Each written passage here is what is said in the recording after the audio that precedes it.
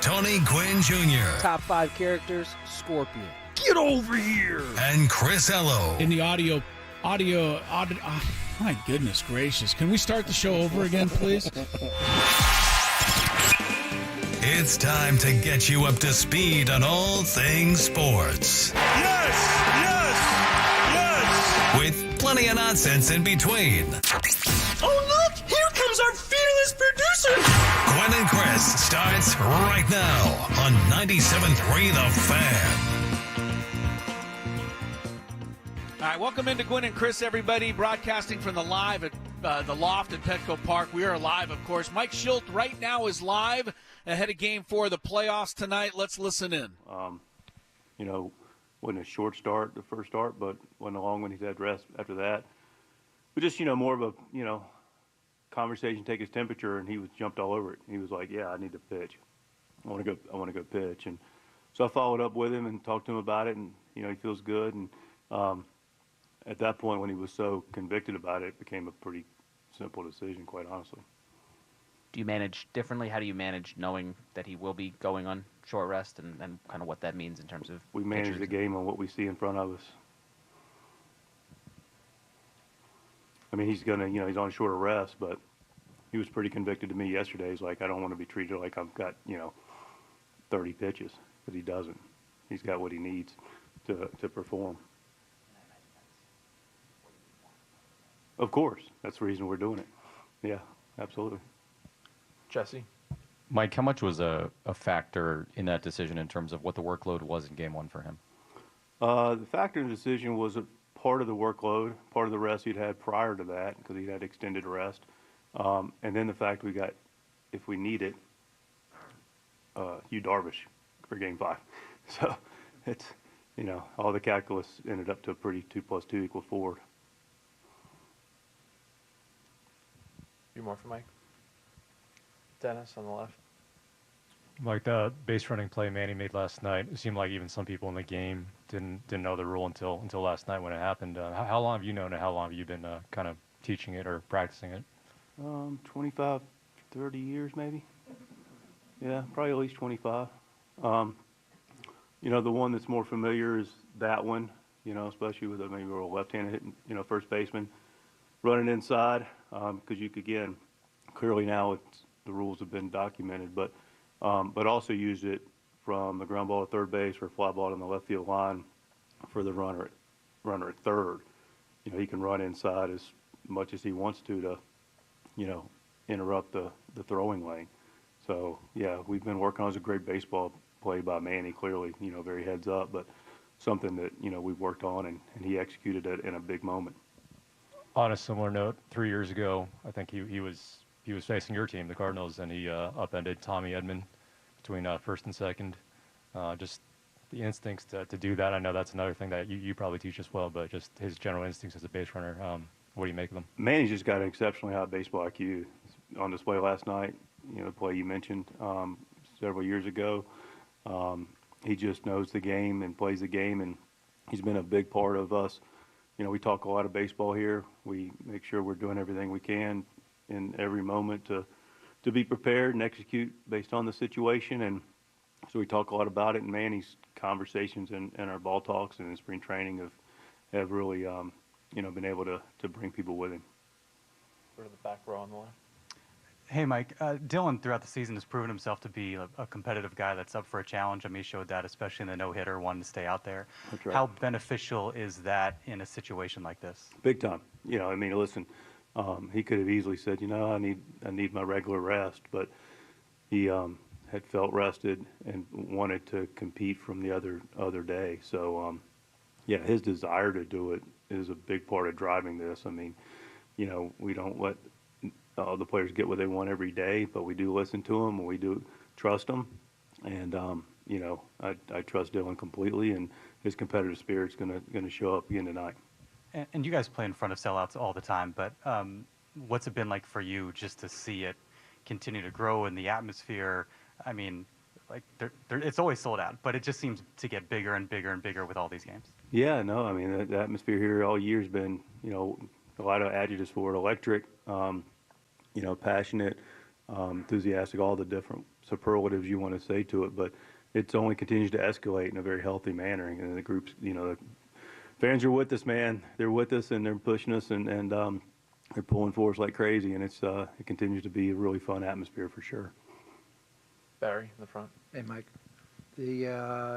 So on your choice of Darvish, does that basically either have a game 5 or a game 1 on Sunday?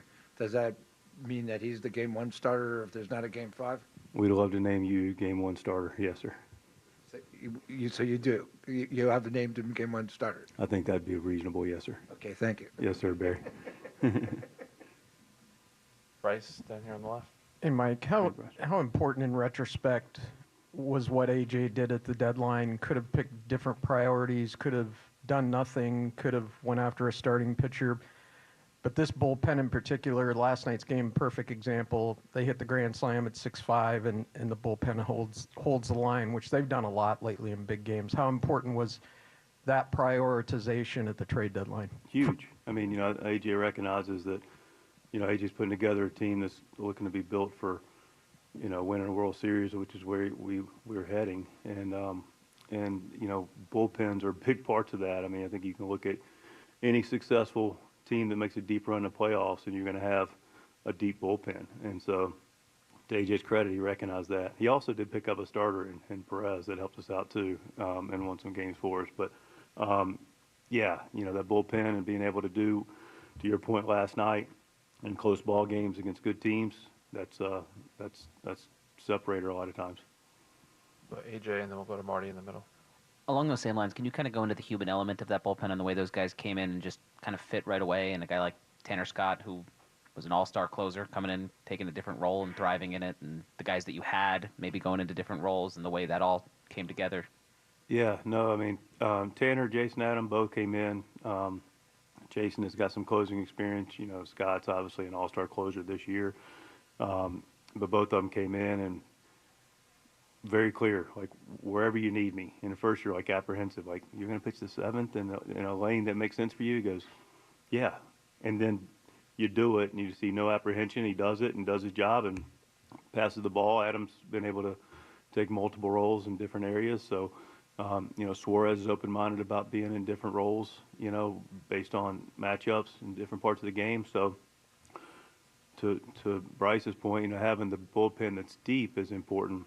Having the bullpen that's willing to pitch in the best matchups, regardless of inning, and putting their ego aside to it for the team is also extremely important. Go to Marty in the third row. Yeah, get to the mic.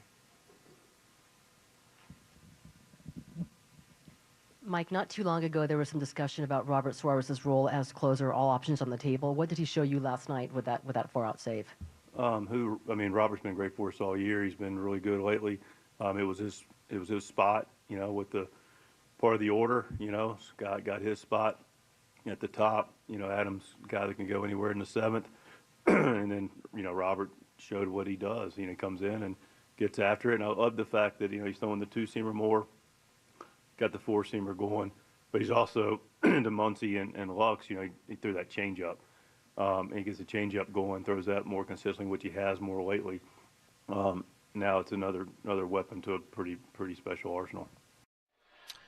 And with that, we start what we hope will be one of the greatest days of our lives. Yes, indeed, it is Game 4 of the National League Division Series coming up tonight from Petco Park, and getting you ready for it, of course, your friends, your guys, Gwynn and Chris on 97.3 The Fan. Of course, you were listening to Mike Shildt. That was live press conference downstairs here at Petco Park. You now know as much as the rest of us do heading into Game 4. Of course, it'll be Dylan Cease on the mound for the Padres. And for the second time in 3 years, they will be hoping to close out the Los Angeles Dodgers. I'm broadcasting live from the loft here at the top of the Western Metal Supply Company building. Tony Gwynn Jr. is down at that press conference right now, and will be downstairs for other pregame press conferences that we will bring you throughout the show today. Matt Scraby is back in our Odyssey Palace studios, and of course Tony will be joining the program later. Scraby joins the show now, And, Scraby, I welcome you in with this today.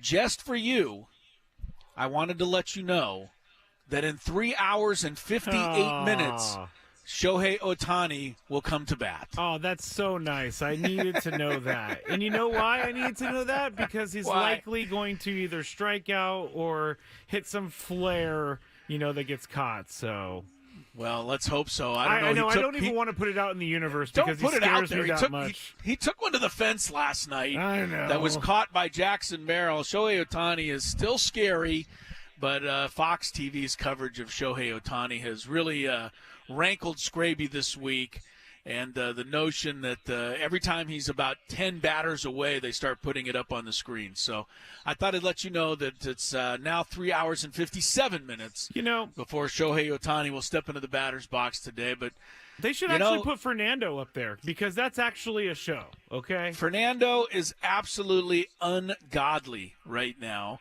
And, of course, he hit the big 2-run home run last night. He is only the second player in Major League history to have 4 home runs and no strikeouts over a 5-game span in the postseason. The only other guy to do it did it nearly 100 years ago, and his name is, Lou Gehrig. Yes. So, Fernando, the fact that he hasn't struck out, anybody who's watched Fernando Tatis Jr. play for, the entirety of his Padre career knows that you're going to have to mix in a couple of strikeouts. He's going to fall for that slider off the corner, right, and swing at it at least once or twice a game. But no, they can't even get him out on that pitch right now.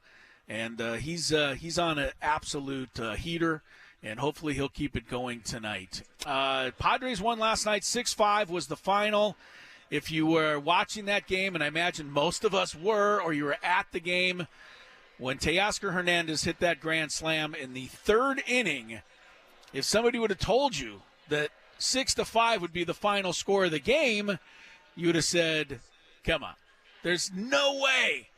But that's exactly what happened. The Padres offense was put to bed the rest of the way, but more importantly, so was the Dodgers offense. The Padres pitchers retired 20 of the last 21 batters. The only base runner the Dodgers had was a single by Freddie Freeman in the 8th inning. He was pinch run for and immediately left there at first base when Robert Suarez got the first of his 4-out save. It was a phenomenal performance. And, I know the bullpen is getting a lot of the credit today, and, they certainly deserve it. Estrada had a perfect inning. Jason Adam had a perfect inning. Tanner Scott got 2 outs. But, boy, were they big ones. He got Shohei Ohtani and Mookie Betts. So, if you had 2 outs to get, he got them. And then, of course, Suarez finished it off. But do not forget that immediately after giving up a grand slam, the low point of your day, your night, maybe your season, Michael King regrouped, and he retired the next 8 batters he faced before he left the game. And I thought that was as big as anything that happened last night, other than Manny Machado's brilliant base running play.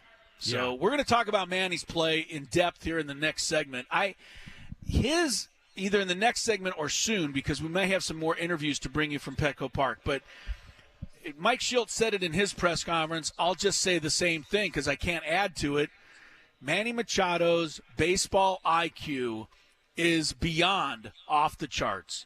And what he did last night in that moment turned into one of the great base running plays I've ever seen. And it set the stage for that 6-run rally and, set the stage for a Padre victory. It was something, Scraby, and I don't think any of us at the time thought he was allowed to get away with that. I will admit, Chris, that I was at the game. I turned to the person I was with at the game watching the replay, and I said, wow, Padres got away with one there because he's definitely out of the base path. And then I went online and I saw all of the actual either umpires or people in the know of the rules explaining it, and that is intangibles that you can't teach. Manny has said that he's been working on this since he started playing for Buck Showalter, and this is the first time in his career he's ever had a chance to use it. So what a time for him to realize that this was the right move for him, and he was completely legal in doing it. And not only that, so many of the fans out there are so mad that he actually made a legal play that they're not willing to believe that it's legal. Yeah, I tweeted out after the game that Manny's brilliance was on display there, but I also felt, Scraby, that he got away with one. Yeah. I just couldn't believe that was somehow legal, that you can run that far inside the baseline. We've all been watching baseball. Guys get called out of the baseline all the time. I thought, he can't run that far inside on the grass. But I also knew something else was wrong, because Dave Roberts did not come out to argue at all. And I thought, where is Dave Roberts? If I was managing right now, I would be throwing a fit out there. But Dave Roberts obviously knew the rule, too. There was no reason to argue because they weren't going to change it. I've been seeing a lot of criticism for him not arguing it. Now, would Well- I've liked for him to maybe go out there if I'm a fan and maybe clarify it? Sure, but what's the point? If you know that the rule is the rule and they're not going to overrule it, then why stop? Yeah, the other guy who didn't say anything was Freddie Freeman, because Freddie Freeman knew exactly what was going on. Yep. He threw the ball. Now, Miguel Rojas, the shortstop, did argue some with the second base umpire. And he was saying what the rest of us were thinking, which was, how can he get away with that? But, obviously that argument fell on deaf ears. It's an unbelievable play, and it's a play that only somebody with an insane baseball IQ can make under those circumstances. And if you didn't love Manny Machado after the meeting he called in the dugout after Game 2 or during Game 2, maybe now you appreciate Manny for what he can do. Anything that is asked to help you win a ball game. You mentioned Freddie Freeman. He said after the game, too, he was just like, that's what I would have done as well. So it's so funny to me how people are still so angry, even though everybody's like, this is completely fine. It was just a great play. It's hilarious to me. It was a great play that's going to be remembered for a long time. And you know, Scraby, how much I love when a little base running play wins a game and becomes a memorable play. Yes. Because I know everybody else loves home runs. They love strikeouts, grand slams. I like all that stuff. But I love it more when it's some little detail like the one that Manny Machado used last night that helps you win, one of the bigger games in franchise history. And, of course, in order for that to be the case, the Padres have to finish it up tonight. All right, so we're underway. Heard from Mike Shildt live.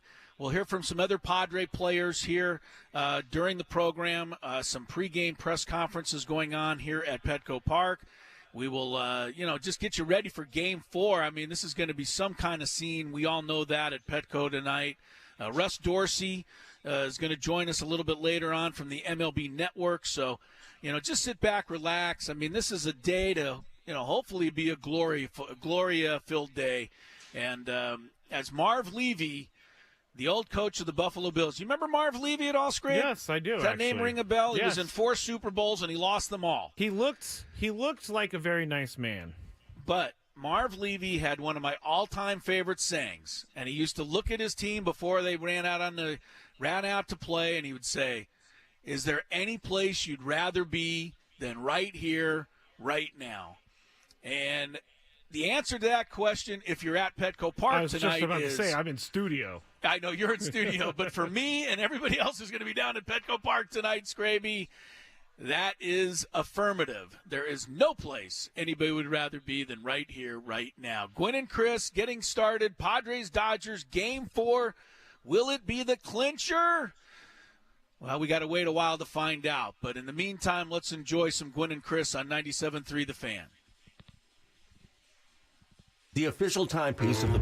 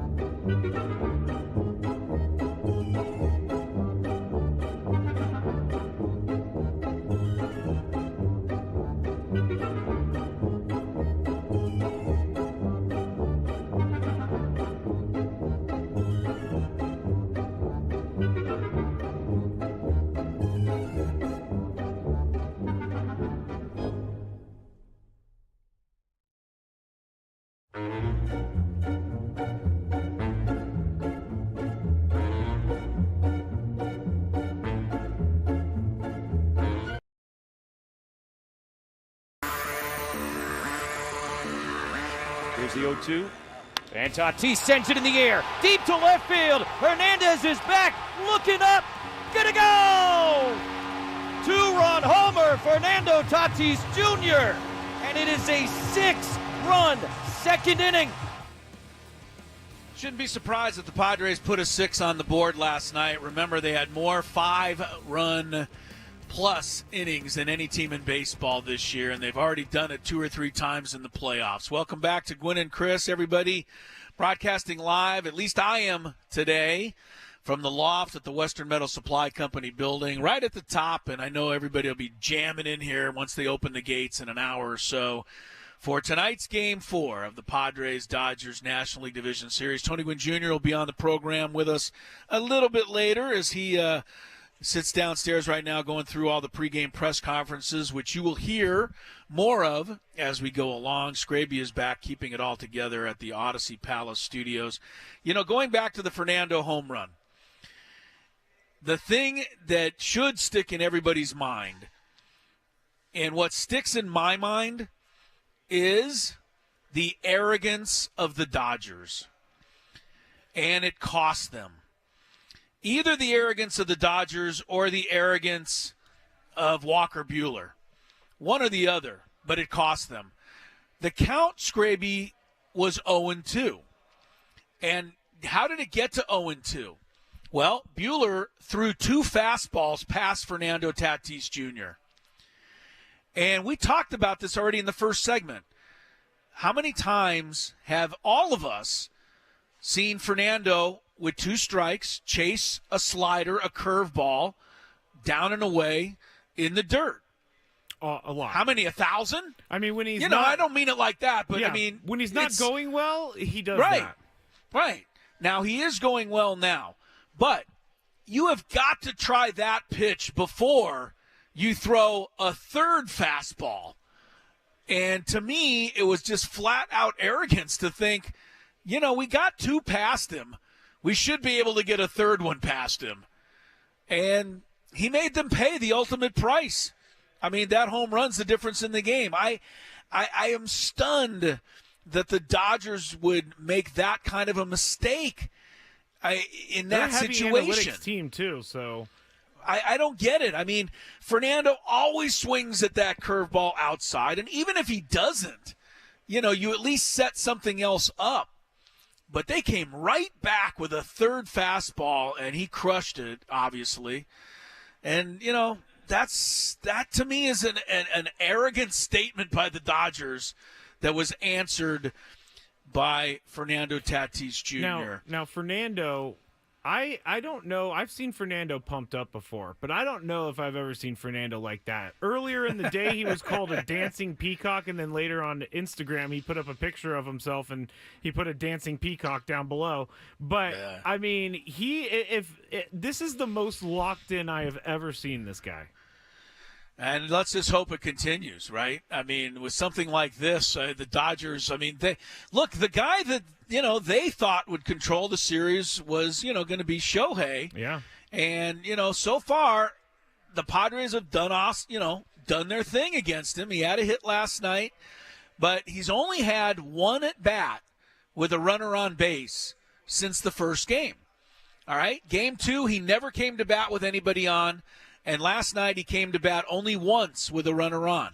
And therein lies the secret sauce to Shohei. Because if there's traffic on the bases, you kind of have to give him something to hit. But if there's no traffic on the bases, you can hopefully get him to hit your pitch. And you have the advantage. And that has been the secret sauce. We'll see if the Padres can do it again tonight. There's one other thing, and we talked about Manny's play. We just talked about Fernando's home run. Another play that I don't think is getting enough credit, but I loved it, was Jackson Merrill racing to second base and sliding in ahead of Miguel Rojas and not allowing that to be a force play, but making everybody safe on that ground ball that was hit by Xander Bogaerts. I don't know how many times I've watched baseball over the years, but it's a lot. And whenever they hit a ground ball to shortstop with a man on first base and the shortstop runs over and tags the bag and throws to first, the runner from first is out. They don't get there to beat that play, but Jackson Merrill did. And this is another example of why I love him, you love him, and everybody in this Padre organization should love him. He doesn't take anything for granted on that play. He busts his butt to get down to second and keep, add another out to the inning because he should have been out. But he wasn't because of his great hustle and desire and ability to never give up on a play. And, that's it. Those were the 2 plays that Dave Roberts talked about after the game. Manny's base running and Merrill beating the force play, because that added 2 outs to the inning. And we already know how good the Padres are, but you give them 2 extra outs, guess what? They're likely to score 6 runs, which is what they did. And when Tim Flannery, by the way, tweeted out last night, if you're a baseball player at any level, please run the bases like Jackson Merrill because he runs them so well. And the Padres are stealing – they're not stealing runs, but they're putting themselves in such good positions in this series because of their great base running. It's something that we've talked about all year, that they sometimes get a little sloppy with the base running, but really right now they are making all the right moves. They're taking every base that they can take when they can take it, and it's all working right now. So hopefully it stays that way. Well, I'm going to be nice, okay, and just remind you that there's really only one Padre who scares me on the base pass. Ha-Seong Kim? And he's not playing right now. He's getting shoulder surgery. Yes, without Ha-Seong Kim, this is a great base running team, and they have proven it in this series. So, all right, we'll take a little time out here. When we come back, Jason Adam, who had the spotless seventh inning last night, has done his pregame media. Jake Cronenworth is doing his here shortly. So stick around. We'll have those live press conference or very close to live press conferences. Take you inside Petco Park for those coming up in just a moment after a quick break on Gwynn and Chris. Gwynn and Chris on the Fan.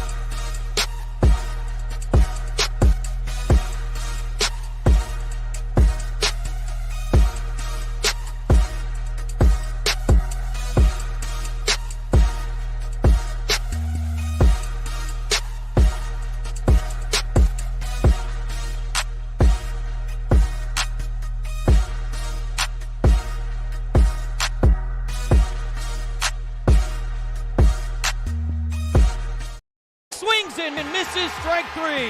Suarez and the Padres have beat LA, and they take a 2-1 lead in the National League Division Series. Tonight, the Padres hope to close it out for the second time in the last 3 years. We welcome back to Gwynn and Chris, Crisello, Tony Gwynn Jr., and, of course, Matt Scraby back in our Odyssey Palace studios. We should update you on the other goings-on in playoff baseball, the Phillies and the Mets. Now, the Mets are trying to clinch that series this afternoon in New York. New York is up 2-1. And bottom of the first inning today, the Mets loaded the bases, but Ranger Suarez got out of it, and they're now in the top of the second inning. No score between the Phillies and the Mets. Jose Quintana is pitching this game for New York. The other game in the American League, the Detroit Tigers are completely, once again, shutting down the Cleveland Guardians. It is 3-0 Detroit. They're going to the bottom of the eighth inning. Cleveland has not scored now in the last 17 innings of the last 2 games. They were shut out in Game 2, were the Guardians 3-0.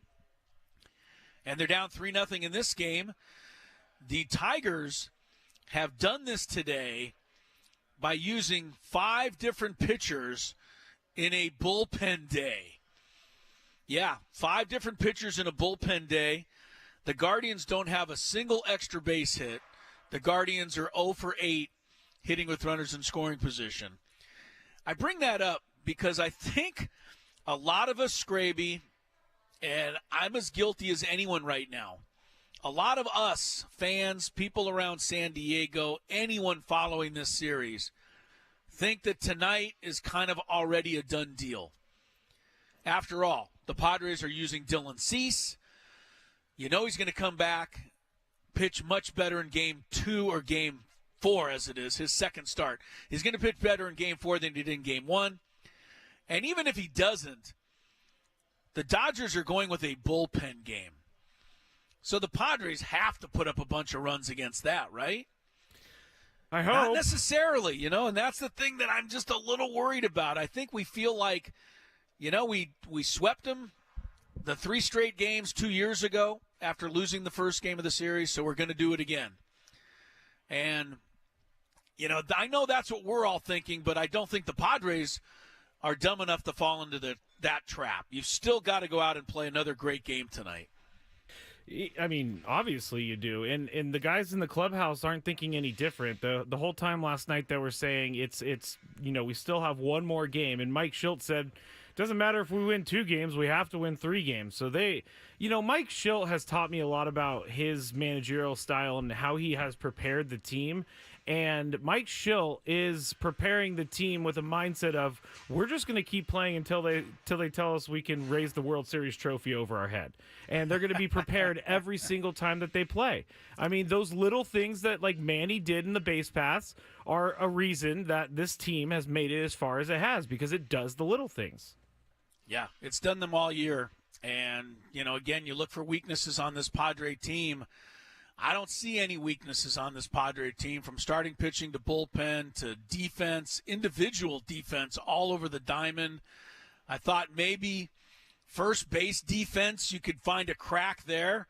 But Luis Arias has played tremendous first base, especially last night. He dug out at least 2 or 3 throws. Yeah, he's been really good at first base. And made a couple of good short hop pickups. I mean, Arias has been really, really, good over there, knock on wood. Hang on. As close to wood as I can go, whatever this chair is here. But, look, Arias is playing great. Higashioka's doing an amazing job behind the plate. Cronenworth, how about the play Bogarts made last night on that scorching line drive that he one-hopped on a backhand? I mean, that was a major league shortstop play that he made. We know Manny's the greatest of all time over there at third. Mm-hmm. Profar almost stole another home run from Mookie Betts last night. What were the odds of that happening, by the way? I mean, it touched his glove. It was right there. What were the odds of that happening, that for a second consecutive game, Mookie Betts would hit a ball toward the left field seats and Jurickson Profar would have a chance to catch it? And then, of course, the crazy thing was that Mookie Betts thought for sure he caught it and turned and started running into the dugout. They had to tell him. Even Michael King told Mookie Betts. He was like, no, that's a home run. I saw that too. Yeah, Michael King had to tell Mookie Betts, no, you just hit a home run off me. Go run around the bases. I don't know if I've ever seen that before, but I know I've never seen back-to-back games of the same hitter almost being robbed of a home run by the same fielder. That was incredible. Astronomical, I think. The odds are astronomical. They just absolutely are. And, look, when Mookie Betts comes up in the first inning tonight, Jurickson Profar ought to just go sit in the second row. I mean, and just wait for the ball. And no one knew in the stadium either what had happened because Jurickson had already fooled us once, and so we're all waiting for him to pull the rabbit out of the hat and have the ball, but he didn't have it. Michael King last night, he obviously wasn't his sharpest. But I do think, as you said in the open, it's very important to recognize that right after he gave up that grand slam, which could have been a soul-crushing grand slam for the Padres, he locked it down. I think he had the next 8 batters he retired. Yes, he did. And yes, he did. Sam said this on the postgame a ton of times last night, and I said it in my seat. There's no way this game ends 6-5, and it ended 6-5 after that grand slam. And it's crazy. You're right. You're absolutely right. There was no way it could end 6-5. And, Michael King to shake off a grand slam. And let me tell you something, Scraby, and I don't need to, he would tell you the exact same thing. Not to, Teoscar Hernandez still had to hit the ball. But that was a terrible pitch. It was terrible. Oh, yeah. He said that. It was a sweeper that was like sitting on a tee, on a platter. Yes. For Hernandez to hit out of the ballpark. So, to come back from that disappointment and knowing that a 6-1 lead you just turned into 6-5 and then get the next 8 guys, man, that's huge. That was huge. It is. And I know Michael King is not getting credit he got the win, so he'll always have that. But I'll always remember, him being able to battle back after that disappointment, and that shows you a lot. It does. It shows me a lot about Michael King. It shows me a lot about this team. But I'm getting increasingly not nervous or worried, but this is a big game. I just want the Padres, as everybody does, to make sure they don't have to go play in L.A. on Friday. Yeah, I think everybody wants the same thing, but, we can be nervous. I don't think the guys are going to be nervous, and they obviously can't afford to be. So, look, you're going to have to go out. You're going to have to play a great game. I said the same thing in the Braves series. I'm going to say the same thing right now. Dodgers are not going to step aside for the Padres' coronation. I mean, they are going to – I got to believe the Dodgers are going to play one of the most desperate games they've ever played. Because not only is this series at stake for them, but 3 consecutive years of just ultimate failure are on the line here. Right? Shohei Ohtani, we talked about him. I mean, he needs to, if he doesn't pick it up, he needs to be criticized by the media. He's the highest paid baseball player in the league. You have to show up to series like this. There's no question as to whether or not you can have an off series if they lose. One thing with Shohei that he has not been able to do in this series yet is steal a base. Well, pitch, but he hasn't been able to steal a base. He hasn't been on first base with a chance to run. And the Dodgers could really use that tonight, but let's just hope it doesn't happen. All right, we're going to continue now. Some of our pregame press conferences. Jason Adam met with the media a short while ago here at Petco Park. Here is the Padres reliever.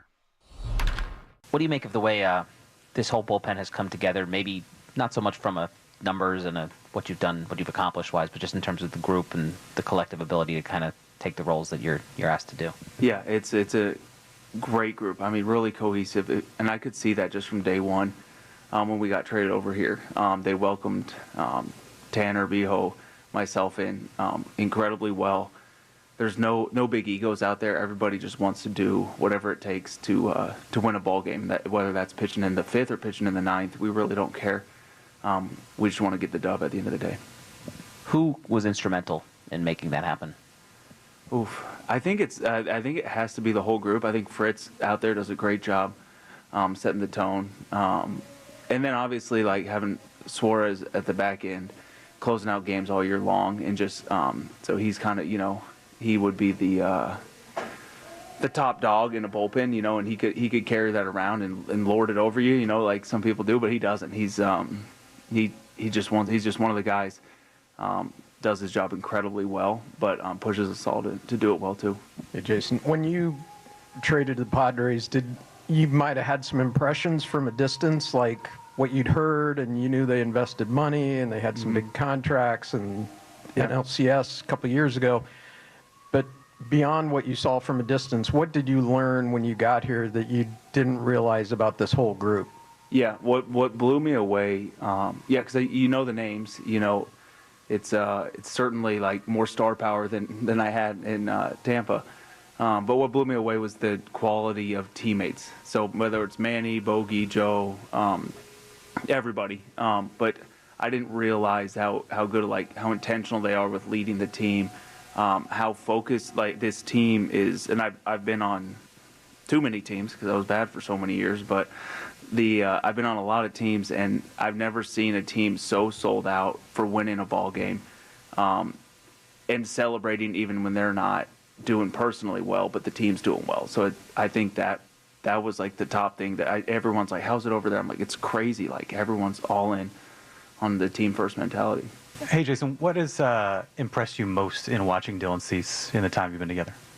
I love his arm action, but I think he's really teachable. I think so. Like he's as good as he is, and as good as he's been for how many years now.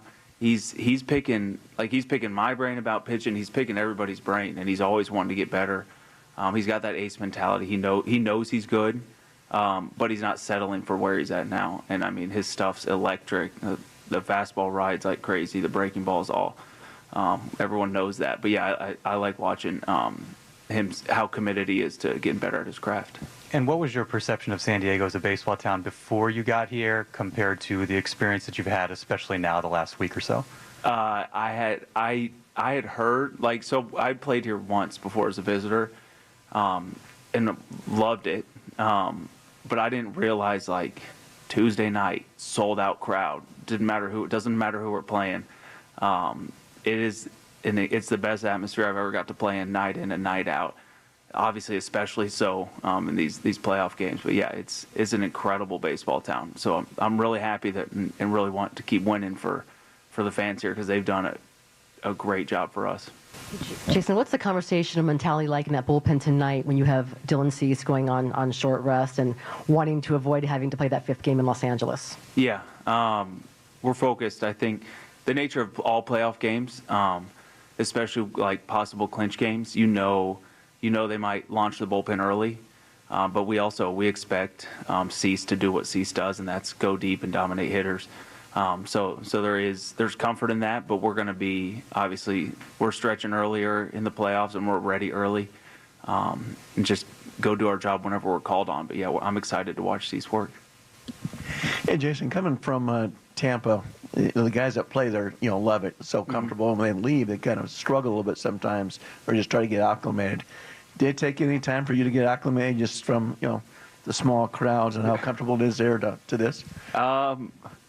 No, honestly, no. I felt at home right away. And like you said, I love Tampa. Everyone that goes through there loves it.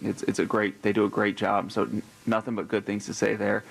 But yeah, I think with Ruben welcoming me in and just getting right on board with our pitching plan, the teammates, everyone, I think having everybody that's just so on board with winning a ball game, that doesn't change. Big crowd, small crowd.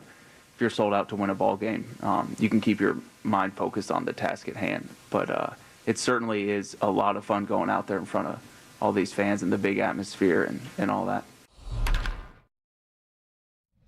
Jason Adam, we found this out during the regular season. Once he got to San Diego, Scraven, we had him on a Friday. He's awesome to talk to, and everyone else found out that today. I mean, just sharing so much in that pregame press conference here at Petco Park. That was Jason Adam, the Padre reliever. Padres and Dodgers. It's Game 4. It's coming up tonight, a little after 6 o'clock. Dylan Cease will pitch. Has anyone, Scrabe, I'm here at the ballpark. Have you seen, have the Dodgers had to at least announce who's actually going to start the game? Yes, I believe they have. Let me just double check to make sure. I'm trying to find out, and I'm not. Let me see if they have. Ryan Brazier. Yes. Yeah, Brazier. Yes. All right, so Brazier, who pitched very well in relief in the first game, not so well in relief in the second game. Right-hander will start for the Dodgers on their bullpen day today. All right, so that's good to know. I don't know what it's going to change anything. The Mets, the Mets may rue the opportunities they just had, Scrabe.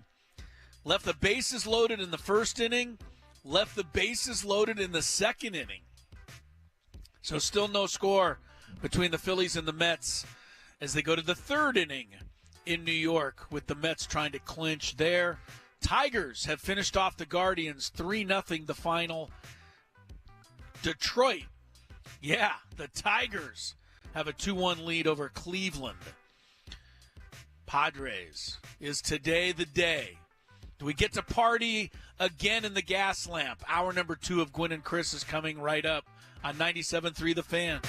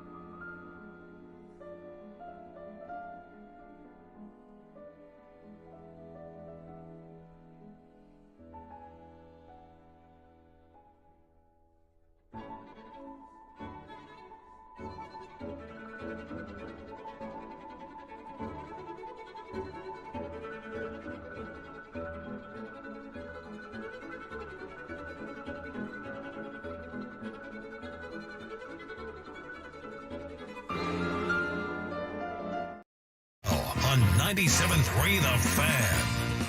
Yeah. I mean, pays to have a good offense. Hung a pitch to a really good hitter, which sucks, but bullpen was incredible, and just a W is a W. This is the kind of thing you guys were talking about around the trade deadline. It's like, we just got this bullpen for this. Like, to have it work out like that tonight, what was that like? Yeah, we talked about it basically for the whole second half. If you could leave the game with a lead, you almost knew it was going to be locked down. And if you did give up runs early, to keep it right there was a huge thing for us, because we know that our bullpen's going to put up zeros and we can come back. So it was very impressive to watch them go those last 4 innings.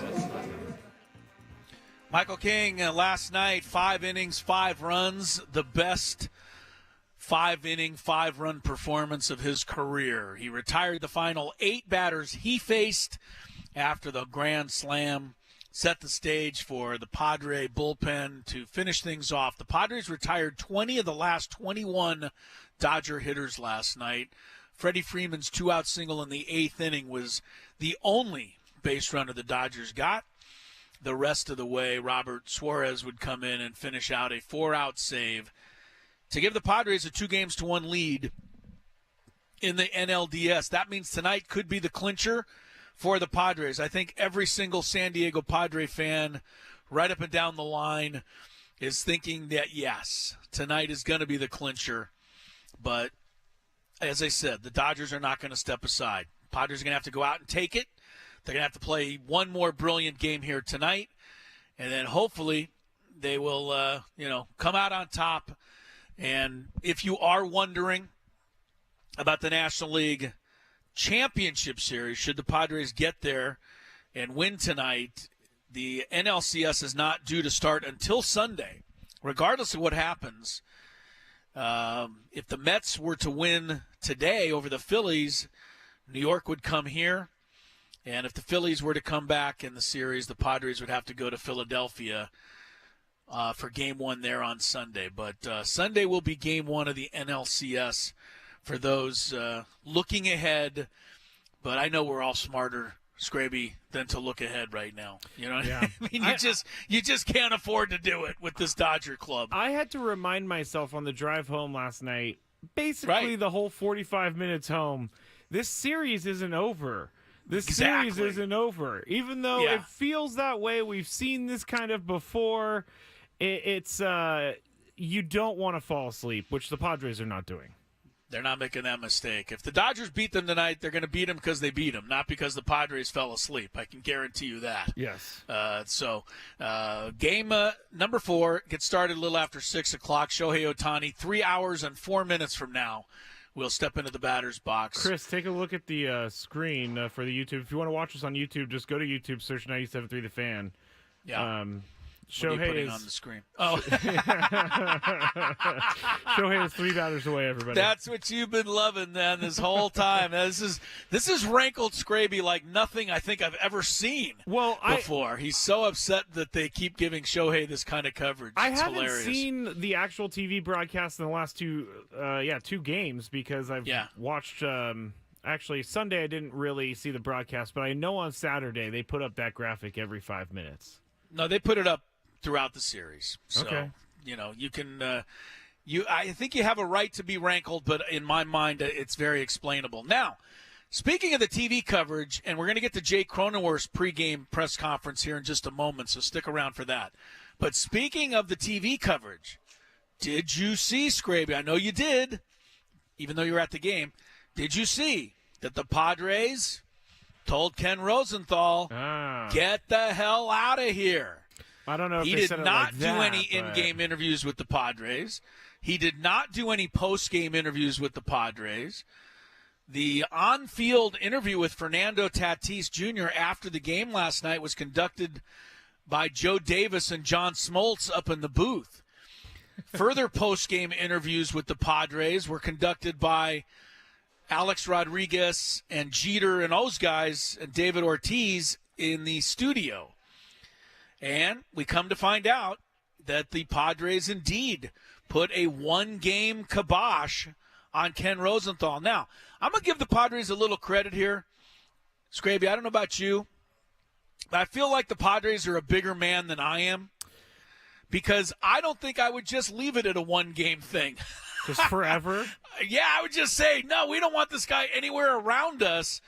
But the Padres are proving to be a bigger man than me, bigger man than you, and they're going to, let him come back and do his job tonight. They feel like they've made their point. So. And you know what? They are I love how this team handles things. Like with the whole Dave Roberts thing. Manny just said, let's play game 3. This one, they put a quiet kibosh on Ken Rosenthal, and then he's going to be back tonight, and no one's going to ask him questions about, did you guys ban Ken Rosenthal? It's just like they're being professionals, and I think that's a really good sign. Yeah, like I said, they're bigger than I am because I would hold this grudge for a while. On Ken Rosenthal. We talked about everything he wrote yesterday. I still think it'd be difficult if I'm Jerkson Profar, and he said that I'm like the guy who pulls the fire bell and then says, who me? Yeah. I think it would be difficult to sit down and go, with him during the game and give him an interview. I do. He was in the clubhouse last night getting sound after the game, and there was a few videos on our Twitter at 97.3 The Fan SD where you could see Ken Rosenthal in the background. And so he's not afraid. I'll give him that because I've never criticized an athlete to the extent that Ken Rosenthal did, but I've been nervous before, and it's not easy to walk in somewhere after you've talked about someone and that they know what you said about them. Yeah, I mean, it's all right there in, black and white in ink, right? Or whatever. It's not ink anymore. Yeah. It's screen ink. Screen ink, thank you. Yes. I mean, everybody can see what he wrote. So, there's no hiding it. And Padres did put the one-game moratorium on Ken Rosenthal, but they are going to lift that tonight. They are going to be the bigger man. Do you think, though, because there is a big – I've seen this a lot, and it's not just from Padres fans, but I do think that Fox maybe should have sent Ken Rosenthal Fox maybe should have sent Joe Davis, to the Philadelphia-New York Mets game because he is the Dodgers announcer. Now, I don't feel like Joe Davis has been too Dodger-friendly or anything like that, but there needs to be some sort of unbiased opinion, don't you think? And even if Joe Davis is the consummate professional, there's still somewhere deep down inside of him that wants to see the Dodgers win. Maybe so. I will say this. And I'm going to go back to when I was growing up, and the only way you could watch a game was on the, the network game of the week, etc. The World Series was then carried by NBC, and the guy's name was Kurt Gowdy, and he was legendary to me and legendary Hall of Fame broadcaster. But he was also the voice of the Red Sox, and I don't ever think I even noticed that in listening to Kurt Gowdy. Vin Scully did the World Series for years and years. He was, of course, the Dodger announcer. Don't think anyone begrudged hearing Vin Scully do those games. So I know what you're saying, Scrape, but I think Joe Davis has done a really excellent job. I do think Fox, honestly, should have at the very least, called out Ken Rosenthal for writing that article when he's covering this series. Yeah, I think it almost makes them look bad. It does. You're trying to provide an unbiased environment, and you can't when one guy just said that the guys are punkish and one looks like a dancing peacock. Oh, boy. And I don't understand why it's so bad to be a dancing peacock. Sounds kind of fun. It does. Fernando didn't seem to mind. No. All right. One guy that also helped last night was Jake Cronenworth. We talked about Jake really struggling, hadn't had a hit in the postseason. Came through with a couple of big hits last night. And I think that, Jake gave us an idea of what makes the Padres tick. Because he knows he's not hitting great right now, so he himself is not playing hero ball. Instead, took what he could get, lined a couple of hits the other way, helped the team to a victory. Here's Jake Cronenworth in his pregame press conference today. Our lockers, it's just... Sorry, that was at the end. I need to hit the home button. Oh, Here no. we go. Hey, Jake, coming into yesterday, you had struggled a little bit at the plate with hitting, but you got a couple of hits yesterday. How good did it feel to get back on track? No, it felt great. No, it's. I said it last night in an interview. It's the playoffs, and every day you start 0 for 0. So just takes one game, and yeah, feel good. We'll go to Mark in the third row in the middle here. When a pitcher like Cease takes the ball on short rest for the first time, just the fact obviously he's talented, but what does that signal to you as a teammate and other teammates when a guy's willing to do something that he's not used to doing or comfortable doing maybe? Yeah, I mean, for him to do that's huge for us. Obviously, he's one of our big guys, and for him to do that in short rest shows what this team means to him and what he wants to do. We'll go to Sam straight back. Sam on the other side. Sam. Hey, Jake, facing Ryan Brazier on the mound, bullpen day for the Dodgers. How does that impact preparation approach when you're facing that kind of situation in a postseason game? Yeah. So Brazier starting, so obviously more than likely going to be a bullpen day. So just taking a look at all the guys, kind of, where your spot's at in the lineup, matchups you might see in certain situations. But we've seen them a lot and familiar with their bullpen, so kind of have a good idea going into tonight. You guys have put together a lot of innings like you had in the second last night, stringing hits together. A couple of guys come up with run-scoring hits. How would you characterize what this offense has been really all year, that ability to string hits together? Yeah, I think it's just the consistency of the quality at bats. Some nights you see it more than others, like last night where it seemed like it was 8 in a row. Other nights you see it where you got 4 or 5 in a row and you don't get anything. But, they've been there. I mean, the guys compete their butts off, and, it seems like the at-bats up and down the lineup, no matter what the situation is, are great. Go to Julian on the left side. Jake, kind of looking back at 2 years ago, that single you had that scored 2 runs that propelled you guys, probably one of the most iconic singles in franchise history. To kind of look at your own career 2 years later and to be in the same position against the same team, just can you talk about the growth that you've had and potentially slaying the dragon once again? I think it's, you go through different experiences throughout your career against different teams, and it just happens to be that we're playing, the same guys again. But no, I mean, it's something, I look back on and learn and, kind of tap into at certain points throughout the game. And, just as we do in all of our jobs, we learn from our past experiences and use those to kind of push us forward going forward. We'll go to the back left. Hey, Jake, what have you seen from Dylan just kind of as a competitor? He seems like the type of guy that wants to be tested, is up for a challenge.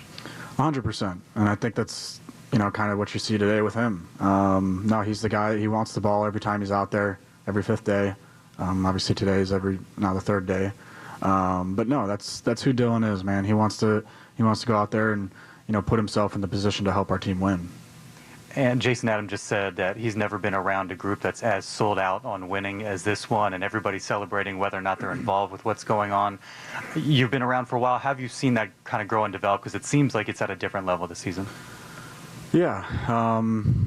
It's not something that, was started in spring training or started those first few weeks. It's something that's kind of grown organically throughout the season. And, kind of what I said earlier, it's something that guys are looking back on past experiences from earlier this year. And it seems like everybody on the roster right now has had a big hit or made a big defensive play or made a big pitch in a big spot for us. And, I think that's what's made us so close and made this such a family. AJ? Jake, you praised Manny last night for that base running play. I'm wondering how long you have worked on that play and what you do to combat it from the other side as a first baseman, how you work on that. Yeah, I mean, it's a very instinctual play. Teams work on it every year in spring training. You work on it when you're in the minor leagues. You work on it when you're in college. It's a baseball play, but when the moment's happening and things are going fast, it's up to the player's instincts to make the decision on whether to do it or not. And obviously Manny being a very high IQ baseball player and, having the instincts to make that play in that spot, started that inning for us basically. And from a first base standpoint, what do you do to counter that? And can you, I guess, when you try have to not to throw it in his back? I don't know. Try to get it over him. No, it's tough. I mean, it's a tough play, especially how fast the game moves. Bryce? Hey, Jake. Joe, during the wild card round, talked about how 2022 and this season felt different. There was a lot of success then, obviously, and you guys are in position to potentially have that type of success again. But he said the overarching feel was very different to him. What's your sense of things? And if you agree, what are those differences? Yeah, I mean, I think one of the bigger things and kind of the characteristics this team compared to that team showed, if you look at 22, and we didn't have the greatest second half. I think we were 18-18 or something right after the trade deadline, and we really didn't have a good little stretch there until I think we had a Friday night game in Arizona where we lost, and we ended up having a good run. I think we went 15-3 in the last 18 games. But I think this team specifically, this has been kind of the way we play, and the at-bats and the pitching and the defense has been brewing the entire season, where it seemed like that year was kind of just that last 2 weeks that kind of propelled us into the position that we were in, where we're at now has kind of been a culmination of the entire season. Bob. Jake Cronenworth there, his pregame press conference here at Petco Park just a short time ago. Jake and the Padres going after the series tonight. Game number 4 of the National League Divisional Series. Ryan Brazier will be the opener. The Dodgers go bullpen game, and the Padres go with Dylan Cease, trying to eliminate L.A. for the second time in the last 3 years.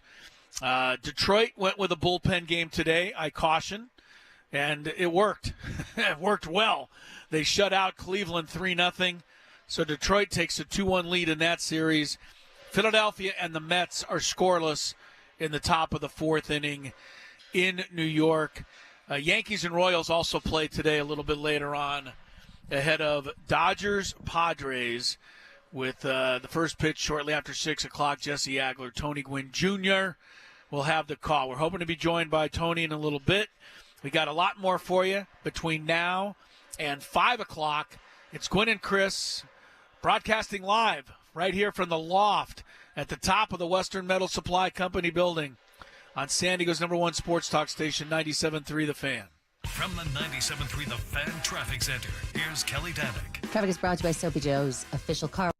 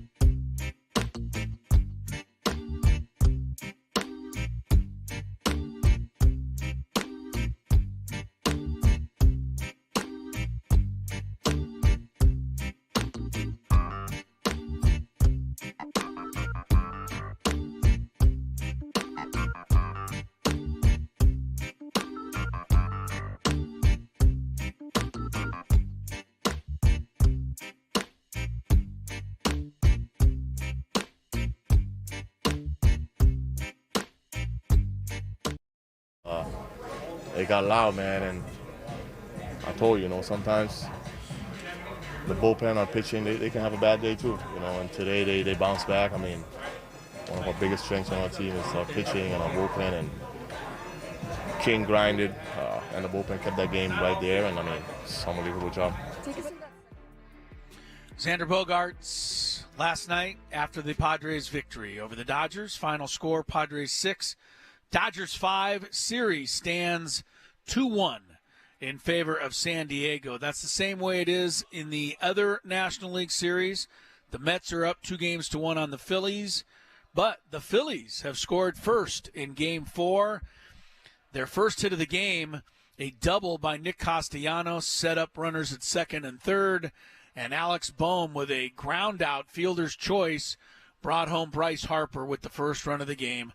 So the Phillies lead the Mets 1-0, with the Mets now coming to bat in the bottom of the fourth inning. The Mets have already left the bases loaded twice in this game, in both the first and second inning. So we'll see if that comes back to haunt New York. But right now, 1-0 Philadelphia over the Mets in game number 4. Scrape, how are things back at the Odyssey Palace? Anything that I got to know? Pretty boring, to be honest. I'm just like, Where are you watching the game tonight? What's your plan? I'm gonna go home and I'm gonna watch with Lucky, because you and Lucky tonight. I haven't been around Lucky a lot lately. So last night he got a little mad at me. This morning on the walk he rolled in poop again for like the 17th time in the last 2 weeks. So, yeah, I'll be watching with all due respect, can't the owner of the dog help make that harder to accomplish for the dog? Can't you, steer him away from that stuff? Yes, but I also have to be paying attention to everything that he's doing. So I sometimes stop paying attention, and I turn around, and he's rolling in coyote poop. Anyway, yes, I'm going to be watching at home. Stop paying attention to what he's doing. Well, he's just frolicking in the bushes, and he's having fun. So, all right. A couple of NFL notes to tide us over, but Tony, I believe, is on his way up to the booth, so should have Tony with us shortly. But the Saints are changing quarterbacks. Spencer Rattler going to take over for Derek Carr, who's now injured, oblique injury. Raiders are changing quarterbacks. Aiden O'Connell will be the starter. Gardner Minshew will be benched by Las Vegas. And Super Aaron Bowl Rodgers. for them, by the way. Sorry? Said Super Bowl for the Raiders. Super Bowl, yeah, probably not. Aaron Rodgers also says he now resents any talk that he had any hand in the exit of Robert Saleh. He may not have actually said it. I got to tell you, Aaron Rodgers, nobody believes you. Nobody. I know. We believe that Aaron Rodgers had was fully behind the exit of Robert Saleh.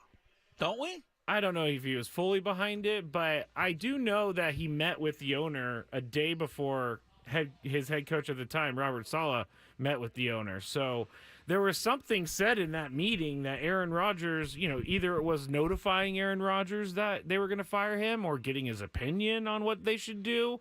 But Aaron Rodgers, yeah, you're right. He is very angry at anyone who thinks that he would even think about doing that. Getting his coach fired. Yes. Yeah, but didn't you try to get your coach fired by not even showing up at the mini camp? I mean, wasn't that... No, he had his trip. He just got his dates mixed up, Chris. He was using last year's calendar. He thought they were going to be the same. I want to like Aaron Rodgers, man. Me too. I just can't. A couple of other notes for you NFL fans out there. Michael Pittman's going to be out multiple weeks. Colts wide receiver. And bad news for the Texans. Nico Collins, the leading receiver in the league right now, goes on IR. So, yeah. A couple of NFL notes for you to tide you over. Tony's going to be with us shortly. We'll chat with him for the first time today. Chris Ello here in the loft at the Western Metal Supply Company building. It should be opening the doors at Petco Park soon. And come on down, say hi before the game. I mean, this place is going to be an absolute madhouse. You know that. But why not? Just get knee-deep in it tonight. We're partying, hopefully, all night in San Diego. And we'll get you set for it as we continue with more Gwynn and Chris on 97.3 The Fan. Matt Coker here from West Coast Men's Health. Guys, if you're taking Viagra...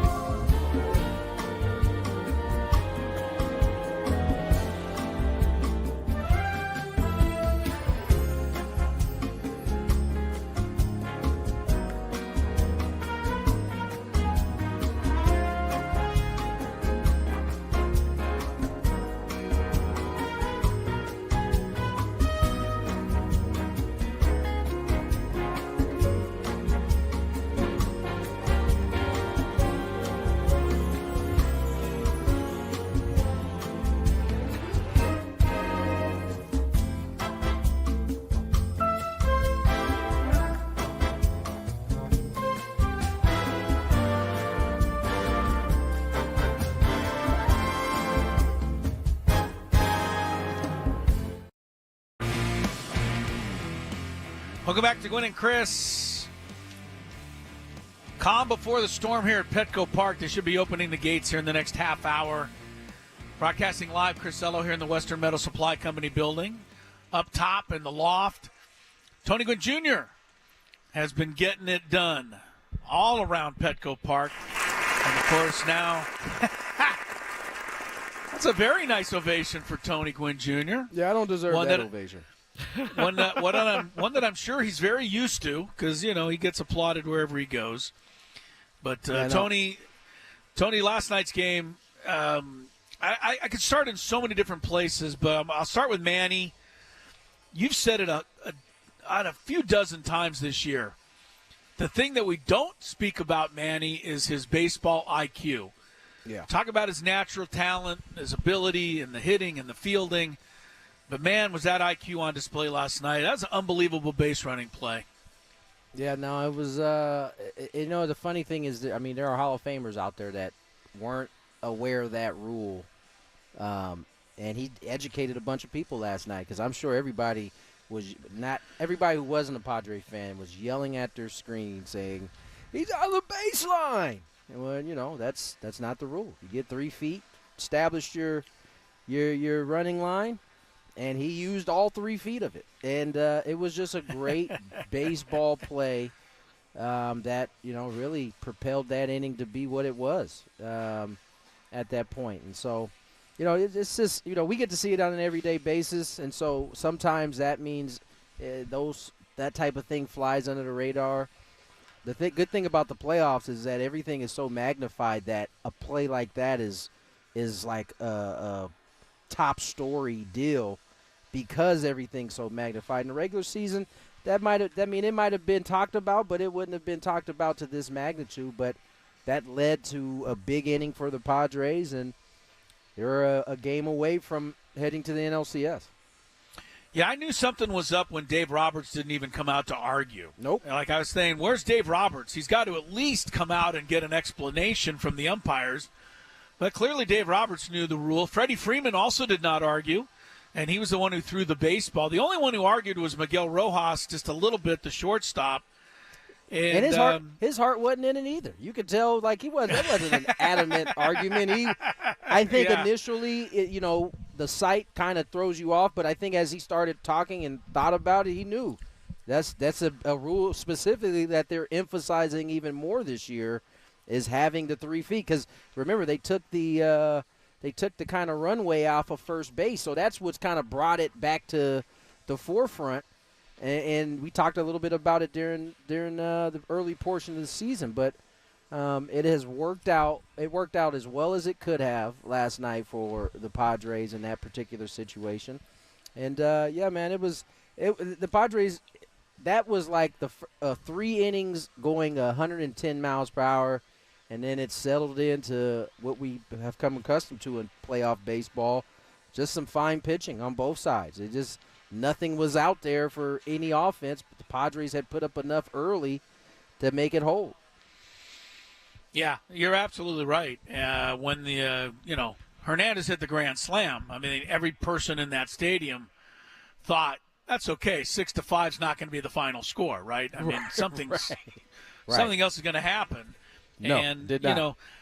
And that's why I wanted to – so let's go to Michael King because, you and I like to say this as well, Tony. You can judge a guy sometimes better on what he does when he's not having a great game as opposed to what he does when he is having a great game. It's easy when all your pitches are working and you're buzzing through the lineup. But when you just give up a grand slam in the middle of a playoff game and you're standing out there, to be able to get your wits back about you and retire the next 8 in a row, that was big and really showed me a lot about Michael King. I'm going to continue to keep harping on this. Nothing that we've seen on the Padres side is any different than what we saw in the regular season. And that's the beauty about 162. Inevitably, all of the characteristics come to the forefront at some point. They may not all be up at once. They might sporadically pop up, but those things pop up. We saw Michael King on a more than one start not have his best stuff, yet battle to get through 5 or battle and get through 7. Last night was just another one of those opportunities and another one of those examples where he didn't have his best stuff, gave up a granny to bring the game in with him, won, and then figured it out. And it's a characteristic that we've seen from him throughout the course of the year. And I'm just a firm believer the habits that you show or the characteristics that you show during the course of 162 should pop up during this time of year. And for the Padres, it has gone as well as you could have asked to this point. Yeah, obviously after Michael King, the bullpen was, sensational and got the job done, and Suarez finished it up, and, you go up ahead in the series. Two more guys I want to mention, Tony, and then, some general thoughts from you and, your broadcast last night. But one is I got a lot to say about my broadcast. Oh, no, okay. I'll save Fernando for last because he's the easiest one to talk about, I think. Yeah. The play that Jackson Merrill made, beating the play to second base on the ground ball that Rojas, tagged the base too late. And I'm not so sure Rojas didn't injure his ankle on that play. I don't know where he got hurt, but I can't tell you how many times you see guys on first base on a ground ball, run to second base, but don't really have their heart in it and don't even, make that a play. And Jackson Merrill, I shouldn't be surprised, right? Because he's been playing like this all year. But that's a great instinct and just never giving up anything for granted, Tony. And that was another big play in that inning. Yeah, it was. I mean, I'm not giving any extra credit for running to the second base that you're supposed to and running hard. I think that's kind of the job of a professional. But, I mean, that's how Jackson plays. So, I mean, we shouldn't be surprised that he was going full tilt in a playoff game. Of course, I would hope in your first home playoff game in the NLDS at least that you are running hard. And that's what he did. That's what these guys are doing really all over the place. I mean, it is so fun to watch a team that is sold out. We heard this from Jason Adams. They sold out to winning, and that's kind of what we see. And Jackson Merrill is just a good example of that. Again, you kind of already said it, but that's something we've seen from him all year. It hasn't changed. It's one thing to, come into a playoff series after having a great year and just struggle, and that's in terms of the production. But there are guys, if you go up and down this lineup, who are struggling, but you wouldn't know it because of the way they're playing the game. Like Jerickson's not swinging the bat great. Manny's not swinging the bat great, but they're affecting the game somehow, some way. That's one of the things you hear from a coach when you're coming up through the minor leagues and even when you're in the big leagues. Like, all right, yeah, you're struggling. Everybody's going to struggle, but do something to affect the game. Do something to affect winning. And not everybody's having a series like Fernando. Not everybody's swinging it like Jackson or Peralta for that matter, or Kyle Gashioka. But there are some guys who are struggling, yet we still are talking about them. And that's I think that's a good sign of a winning team. And that's what we've seen from the Padres in their 4 victories in the postseason so far. Tony, Fernando's OPS is 1970. Yes, I expect Scraby to play the Turn Back Time song for reference to 1970. I think the Orioles won the World Series, but that's neither here nor there. What is amazing is that anybody would have an OPS of 1970. It's only 5 games, but 4 home runs in those 5 games. More impressive than that, no strikeouts, Fernando. Yeah. And were you surprised, as I was, that the Dodgers decided to go with a third fastball on 0-2 last night? It's just a bad fastball. I'm not surprised that they went with a fastball, but the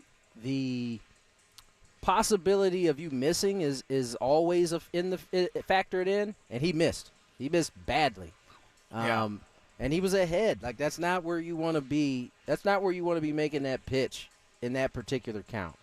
And he paid for it. And right now, listen, there are times where really good hitters, aren't locked in. They may foul that off. May miss that. That is not Toddy right now. As dialed in as you can be, he's that right now. And I've said it a number of times on our broadcast. He is built for this type of environment. This is when he does his best work. I remember a couple years ago he made his first trip to New York, and I think he went top deck in that game. And it's those type of moments that I consistently see him on big stages do this kind of thing. And so, I mean, he's having an incredible postseason right now. It's quite ridiculous. Yeah, and hopefully it'll continue to be. When he's not swinging at the outside pitch, how does he not do that? And then how does he do it when he is swinging at the outside pitch? Like, what's the difference from a batter's perspective so that we can maybe understand, like, he's not even going for that pitch right now. It's and other times he goes for it and strikes out. I mean, it's just kind of when you're locked in, when you're not. I mean, how long can you maintain being that locked in when you're not chasing it? We see Manny do it for months at a time where he's not chasing that outside pitch, and that's usually when he goes on that tear. Postseason is about a month basically, and so if you could carry that, if he can carry that through the rest of the postseason, I think everybody would be pretty happy with it. I don't know that there's an explanation. I think as a hitter, there's just times where you just feel great and you are locked in and you seeing the ball out of the hand well, and in this case they're so familiar with the opponent too. That's the other thing that's factored in. You kind of understand what they're trying to do to you, and so all of that stuff it plays a factor in being able to kind of lay off pitches and kind of get what you're looking for. And I tell you, there's no one more dialed in right now than Toddy. I mean, he is as amazing to watch at the plate right now, and defensively for that matter. So how should we look ahead to tonight, Tony? I think some of us are. I can tell. I think most of us are pretty excited, but we got to caution because there's still another game here. Yeah, no, there's definitely another game, and this is still a good Dodger team. I know Padres have taken it to them, but as you saw last night, they ain't gonna go away. I know for myself, I'm not gonna have a cold brew today. I think I am going to just have Coke and maybe a light bit of coffee beforehand. That cold brew had me. That was probably the worst broadcast I've ever done in my life last night. I felt I've never done crack, but that felt like something along those lines. I'm not even gonna lie. I felt so terrible throughout that entire game because of that cold brew I had. So that's what I'm not gonna do. That sounds scary. Wait, I missed this. Why did you have a cold brew? He told us yesterday he was shaking. I told shaking. you guys yesterday I was like jittery and just not feeling great. And so I hadn't eaten anything when I talked to you. So I ate and I felt a little bit better, but it was still overwhelming. Gosh, it was bad. It was bad, man. I don't wish that anxiety feeling among nobody with all that caffeine in me. So I'm a chill. Well, today. we'll all have that anxiety for you tonight. I mean, because we're going to be sweating out the game. I've always found that broadcasting is a relaxing thing to do. It was supposed to be. Yeah. I'd rather be able to talk through the game than, when you're sitting in your seat and you're just like dying. Yeah, that's slow death. That's not an pitch. enjoyable way to watch a baseball game, in my opinion. Yeah. Well, I think a lot of us are going to watch tonight's game like that, praying that at the end. Wait, why it's would you another guys party. watch the game that way? I mean, did you watch the game like that yesterday? Yeah, I do. Oh, okay. Well, if you watch I sweat like out that everything. Then. I sweat out everything. Unless they can, the only time I haven't sweated during this series was about the 8th and 9th inning of Game 2 when they got ahead 7-1. And last night they got ahead 6-1, but that didn't last very long. So I think this is the if there was ever a team to feel confident in based on their body of work and how they got to it, this is probably that team. So I feel good. I felt good about this team for a long time now, and this is a good ball club and they play right. So unless something changes, unless we start see them do some things out of character, like kick the ball around or chase pitches, or not even chase pitch, strike out a lot, something they don't do very much of. I don't think there's a lot to be worried. That's not a disrespect to the Dodgers or anybody else. I just have watched this team so much that I feel like I kind of know what's going to happen on most nights. And maybe that's fool's gold. I don't know. No, I don't think it is. I think we should be confident. There's no question about that. Chris Ello, Tony Gwynn Jr., Gwynn and Chris, 97.3 The Fan. We are broadcasting live. I'm at the Loft here at Petco Park. Tony, of course, is up in the press box getting ready for the call with Jesse Agler tonight. Do you think in the top of the first inning, Tony, that when Mookie Betts comes to bat, maybe Jurickson Profar ought to just go stand in the second row of the left field seats? Just stand on top of the wall? Yeah, what are the odds that that's going to happen 3 days in a row? I mean, come on. How did that happen 2 days in a row? I was about to say, the mere fact that it happened 2 days in a row is wild to me. I mean, same exact spot. I'm almost positive the ball hit the same exact part of the glove. He just couldn't catch it this time. Yeah. I got to say. Because he didn't catch the first one, like, perfectly clean. Like, he caught it, like, the very end of the glove, which is why my man was trying to get it out of his glove. I mean, that was nuts. That's how bad Mookie's luck had been. He was already running off the field assuming he caught I want to ask about that. Now, could he be deemed as out of the base path? Like, once you hit a home run, I don't know that there's a base path. Like, I mean, because he ran across the mound or the diamond, and then he had to go back to second. Was it because he ran pass partly second? across the diamond? Okay, and then went back. Like, he got about 5 steps onto the grass. He was about, I don't know, just not quite halfway between second and third, but he got like there before he realized it was a homer. That does tell you. It was you very about nice of where Michael his King mind's to at. tell. It was very nice of Michael King to tell him, you hit a home run off me. You can run around now. Go ahead, man. You got it. Mookie was the most surprised guy in the ballpark, though, that was a home run. So, yeah, that's something to look for. Another thing we talked about, Tony, scouting report. I did, you did, but the fact that Tanner Scott would wind up facing Shohei, and those would be big matchups in this series. Last night, I mean, to strike this guy out looking to lead off the 8th inning, I mean, look, so far advantage Tanner Scott, and we got to hope that can hold up, because I wouldn't be surprised if they face each other again tonight in an important situation. Oh, I mean, if the situation is there, they will face each other. There's no question at this point. The Padres might have the only kryptonite to show Shohei Ohtani anyway at this point. So, why not use them as much as you possibly can? We'll see if the matchup presents itself, but I expect this to be a close game. I expect I know both sides to fight like, Padres want to end it. Dodgers want to stay alive. I expect the game to resemble that. Yeah, I was afraid you were going to say that. I'm sorry. I was waiting for not even Scraby's silly enough to believe that the Padres can win by a bunch of runs tonight, right, Scrabe? No, they I think certainly win. They certainly can win by a bunch of runs. I just don't expect it. I think it's going to be 12-0. 12. There you go. There you go. No, when Teoscar Hernandez hit that grand slam last night, because no one really knew how far it was hit because it was hit so high, but Jackson made it look like it was going to be caught, and then it went over Jackson had me messed up on that one, too, because he actually he took a sidestep, like he went across. Yeah. So I was like, okay, cool. And then he retreated backwards. So I'm thinking, okay, if he went across and now it's going back, this ball couldn't have been hit that good. But then he didn't even I know he jumped, but it went over the second wall that's behind it. So it wasn't even close, to be quite frank. I know. Yeah, it said in the paper today that it was very, closely, just barely made it over. It made it over by a pretty good margin. Yeah, no, he wasn't anywhere near that baseball.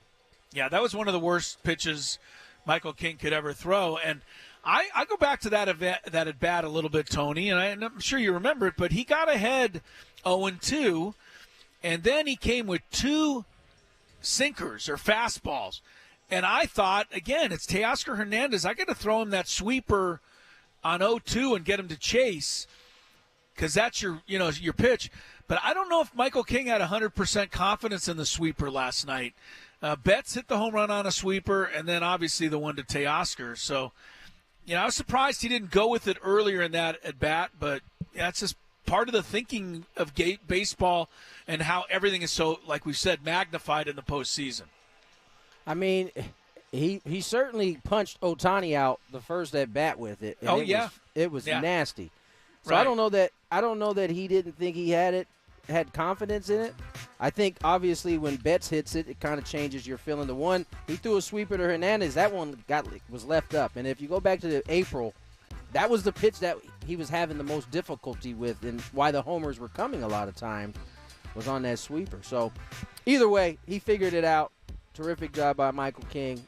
Gave his team a chance. Now they got a chance to put the Dodgers night-night. We hope so. We got an hour to go. Happy hour coming up next from Petco Park. Gwynn and Chris. Russell Dorsey from MLB Network will be one of our guests. Stick with us on 97.3 The Fan.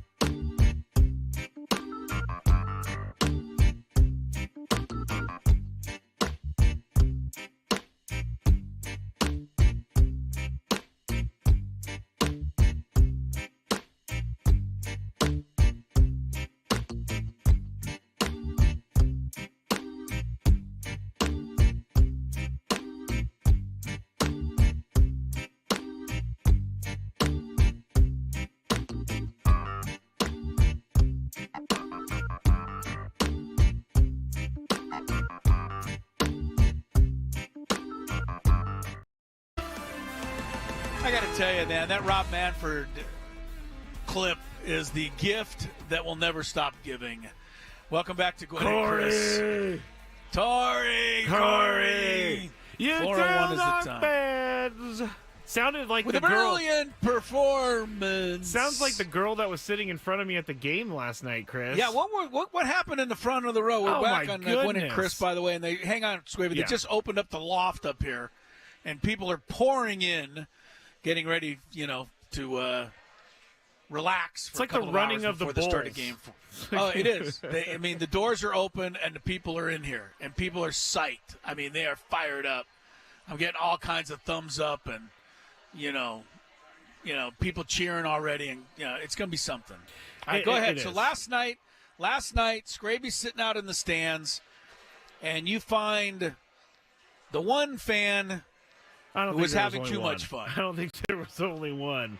But so in front of us, this person, she was having a great time in the first 2 innings, and then all of a sudden we kind of noticed that she was not looking so hot.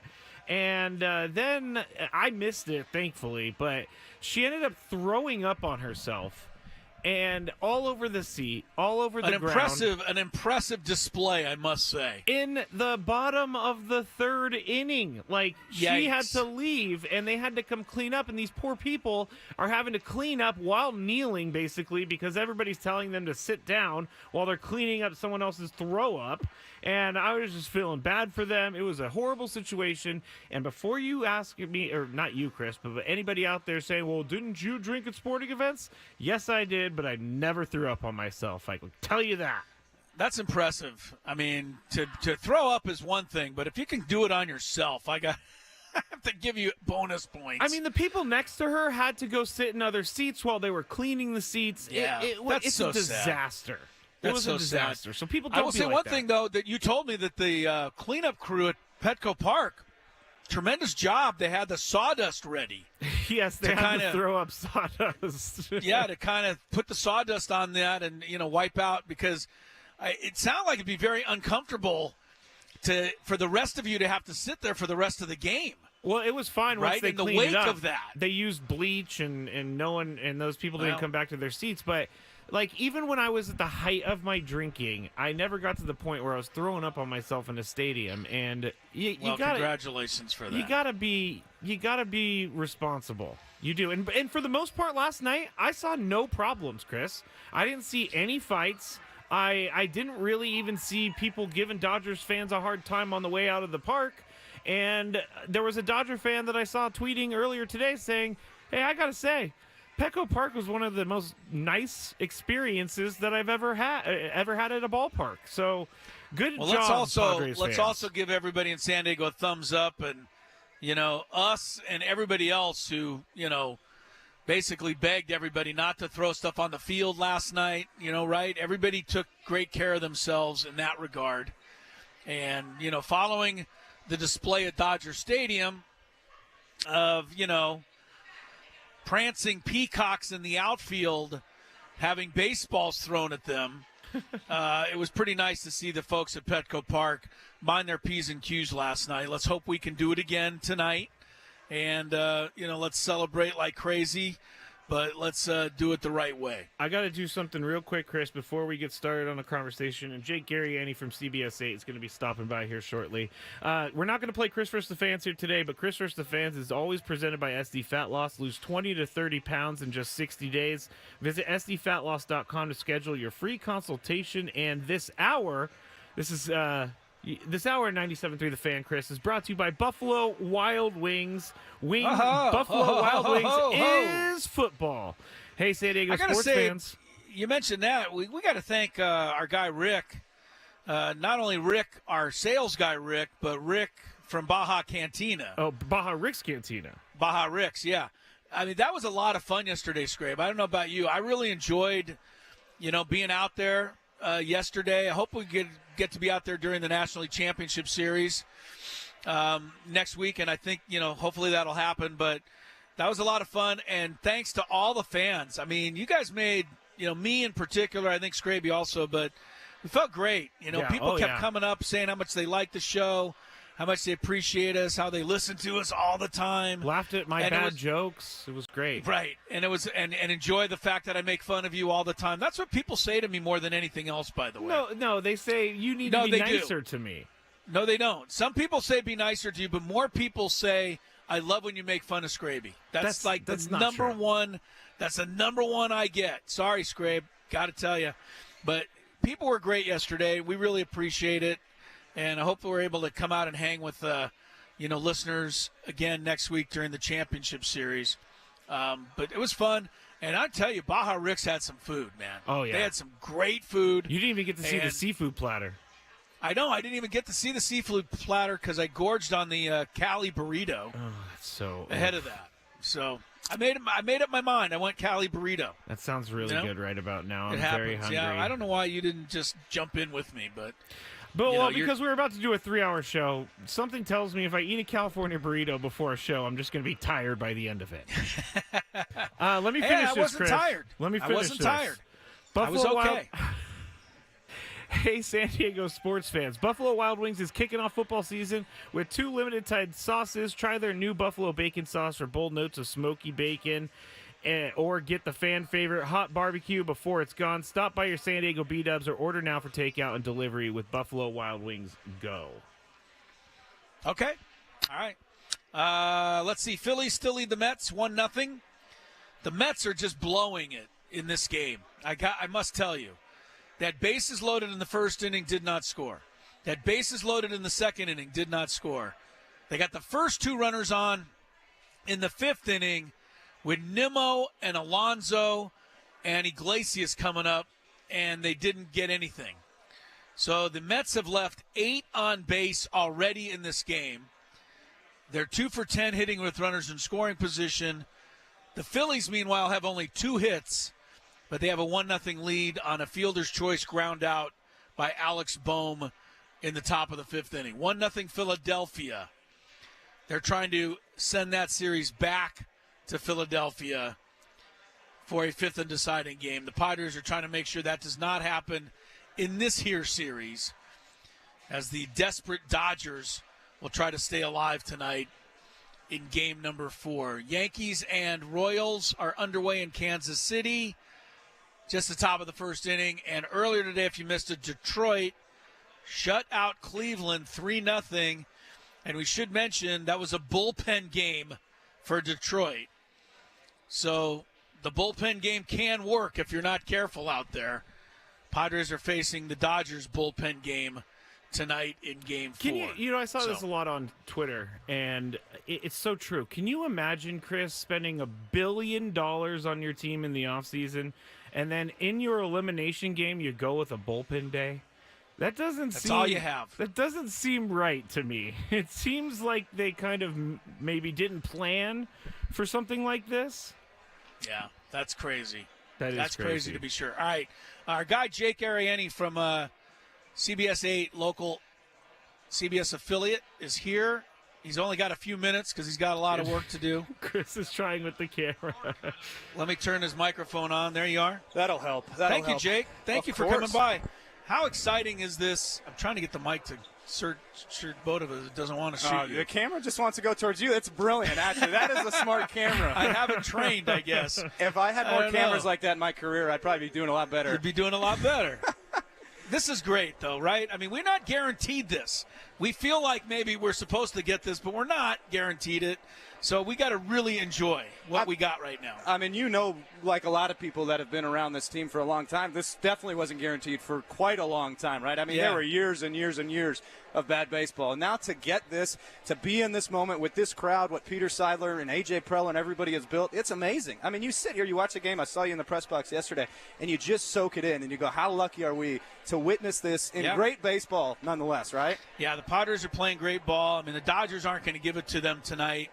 We know that, but I don't know, in talking and being around everybody, I get the sense that everybody kind of thinks we've got it wrapped up, and we don't have it wrapped up, right? I mean, look, you've been a San Diego fan long enough. You know not to get too far ahead of yourself. You know to embrace the moment, but don't get too far ahead of yourself. Yeah, I would say It's not wrapped up by any means. I mean, the Dodgers going with a bullpen day, but they got an incredible bullpen, so we'll see what they bring. And Dylan Cease throwing on short rest. I mean, as optimistic as we all want to be, short rest doesn't always favor people statistically, so we'll see. There was criticism of the Padres this week from some of the guys in the national media, but you know these guys. You follow them. You're in the clubhouse enough.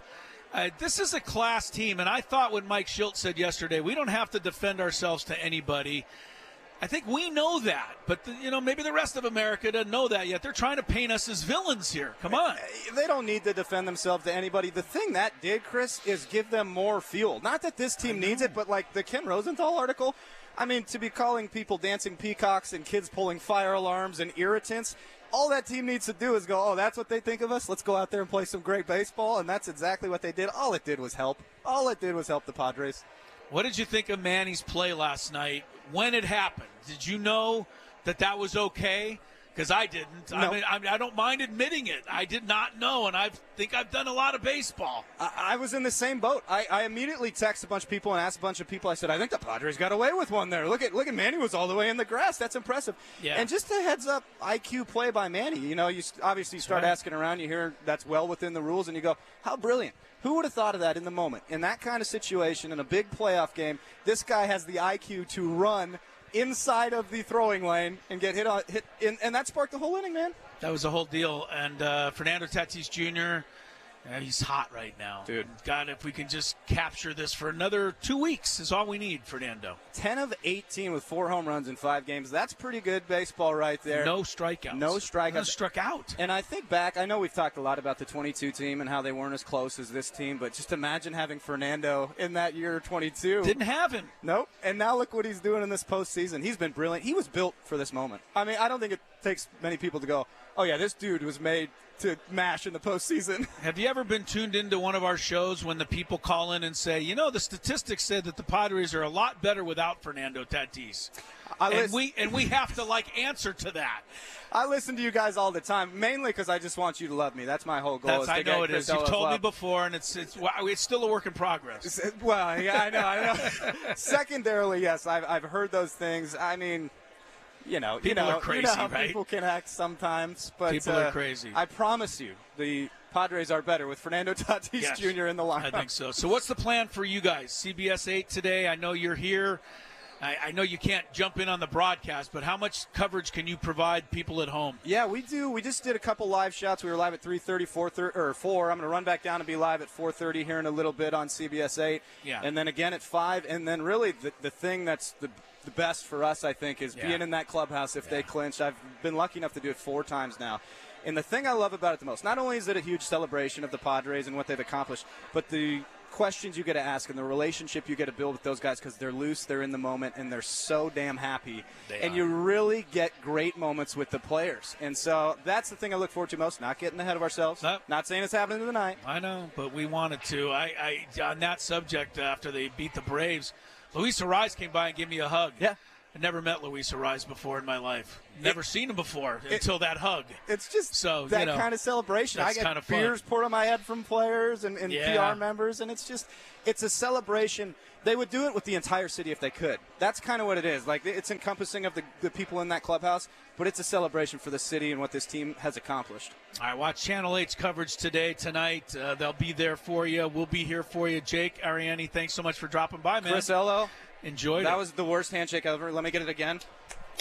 What is that, You're the best, Chris? man. That is Scraby's weird. all upset now. Matt, Scraby's all yes, upset. Yes, Jake. You know I love you, buddy. Yes, you guys. Hey, by the way, before I get out of your guys' hair, continue your great work. You, Sammy, everybody at 97.3, Ben and Woods, all of y'all, That's Elston very and nice. Anna, you guys have done an unbelievable job.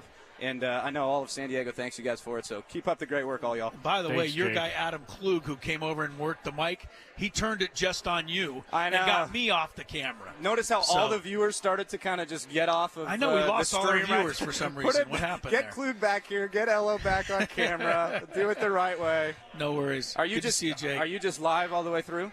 Just till 5. And good. then Sammy's got the pregame show. So we're good to go. Good luck, my Thanks man. for coming by with us. Appreciate you. Thank Jake you so much. You Ariani guys take from care.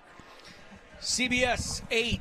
Bye, Local 8, he's down on the field right now, Now going it's to going do to his follow live him. spot. Now it's going to follow him. Yeah, this camera's so crazy. It's got AI in it. So what you need to do, Right. Chris, is point it back towards you, and Hang then you on. need to wave at it so that it knows you're the subject. Oh, my goodness gracious. I know, this is a lot right now. But This is a lot of technical expertise that I don't have any of. Yes, now wave at it. There, Me it over stopped. here. Now it knows you. Now it knows you. Oh, See? there we go. There you Hi. All right. We'll take a break. More Gwynn and Chris. Russ Dorsey from MLB Network's going to join us before it's all over. Sitting here with about 1,000 of my favorite and best Padre friends up in the loft at Petco Park, Western Metal Supply Company building, where hopefully tonight, at the end of it, the Padres will be celebrating again. Game 4 of the NLDS is coming up soon. Don't go anywhere on 97.3 The Fan.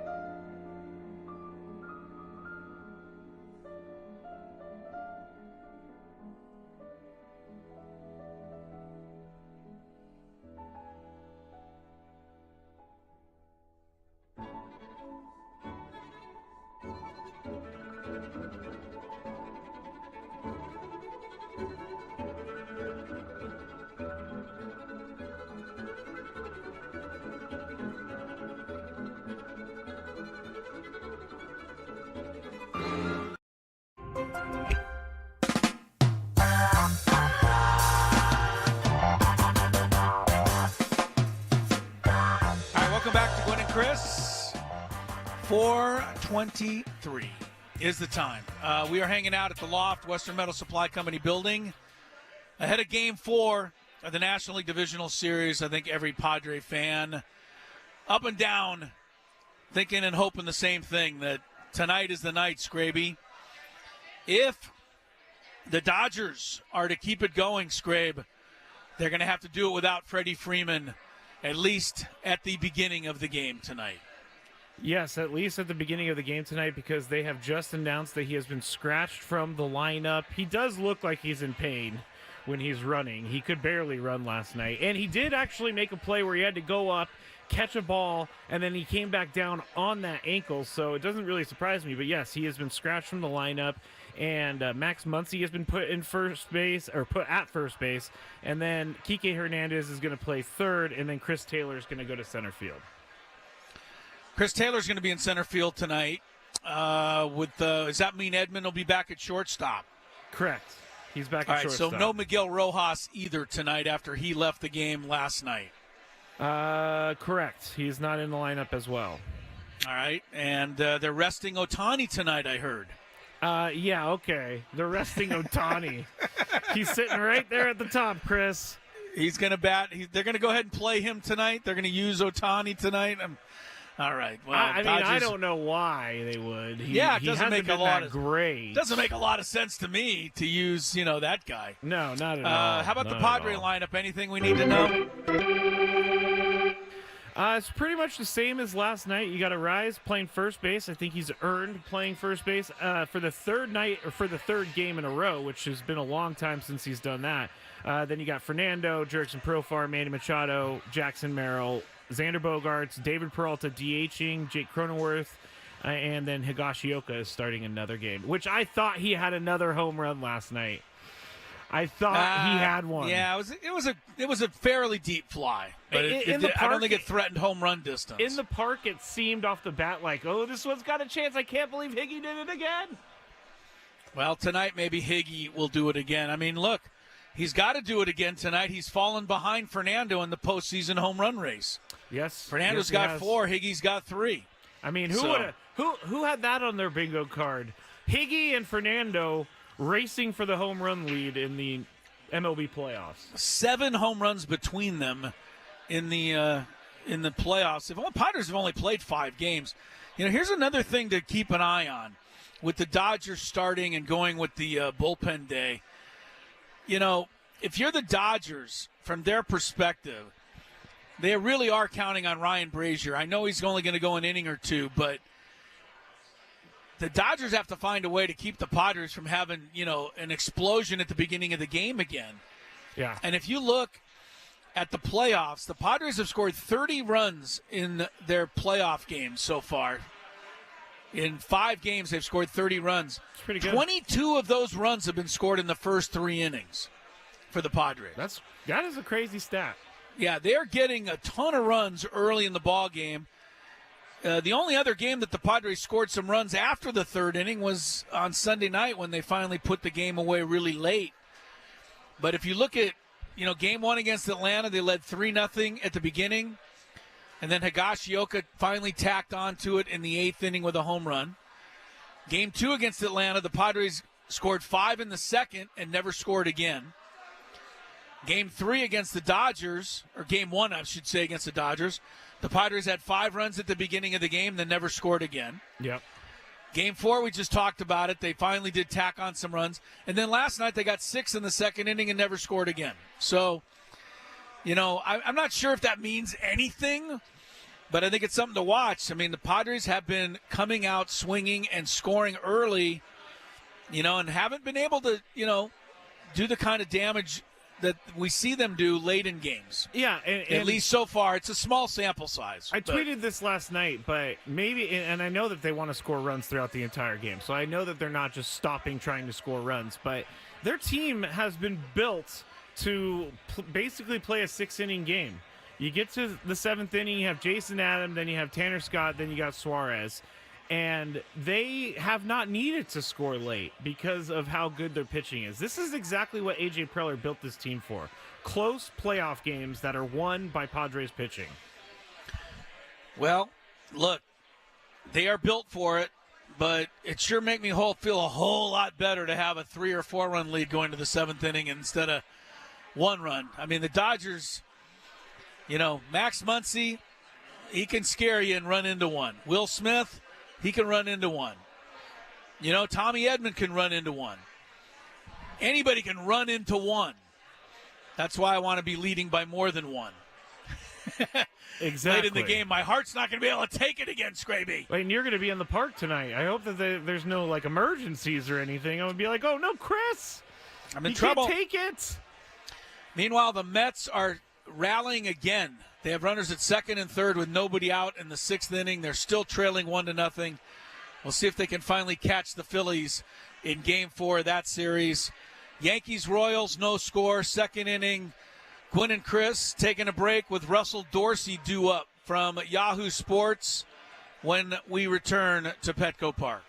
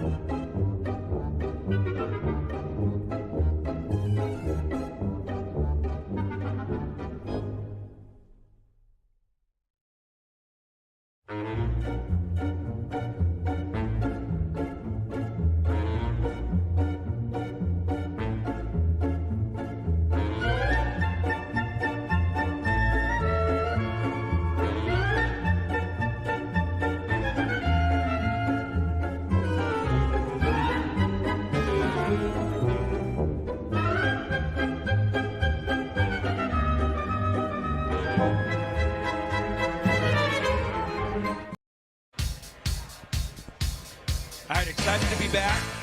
Gwynn and Chris, 97.3 The Fan. Russell Dorsey, baseball insider, Yahoo Sports.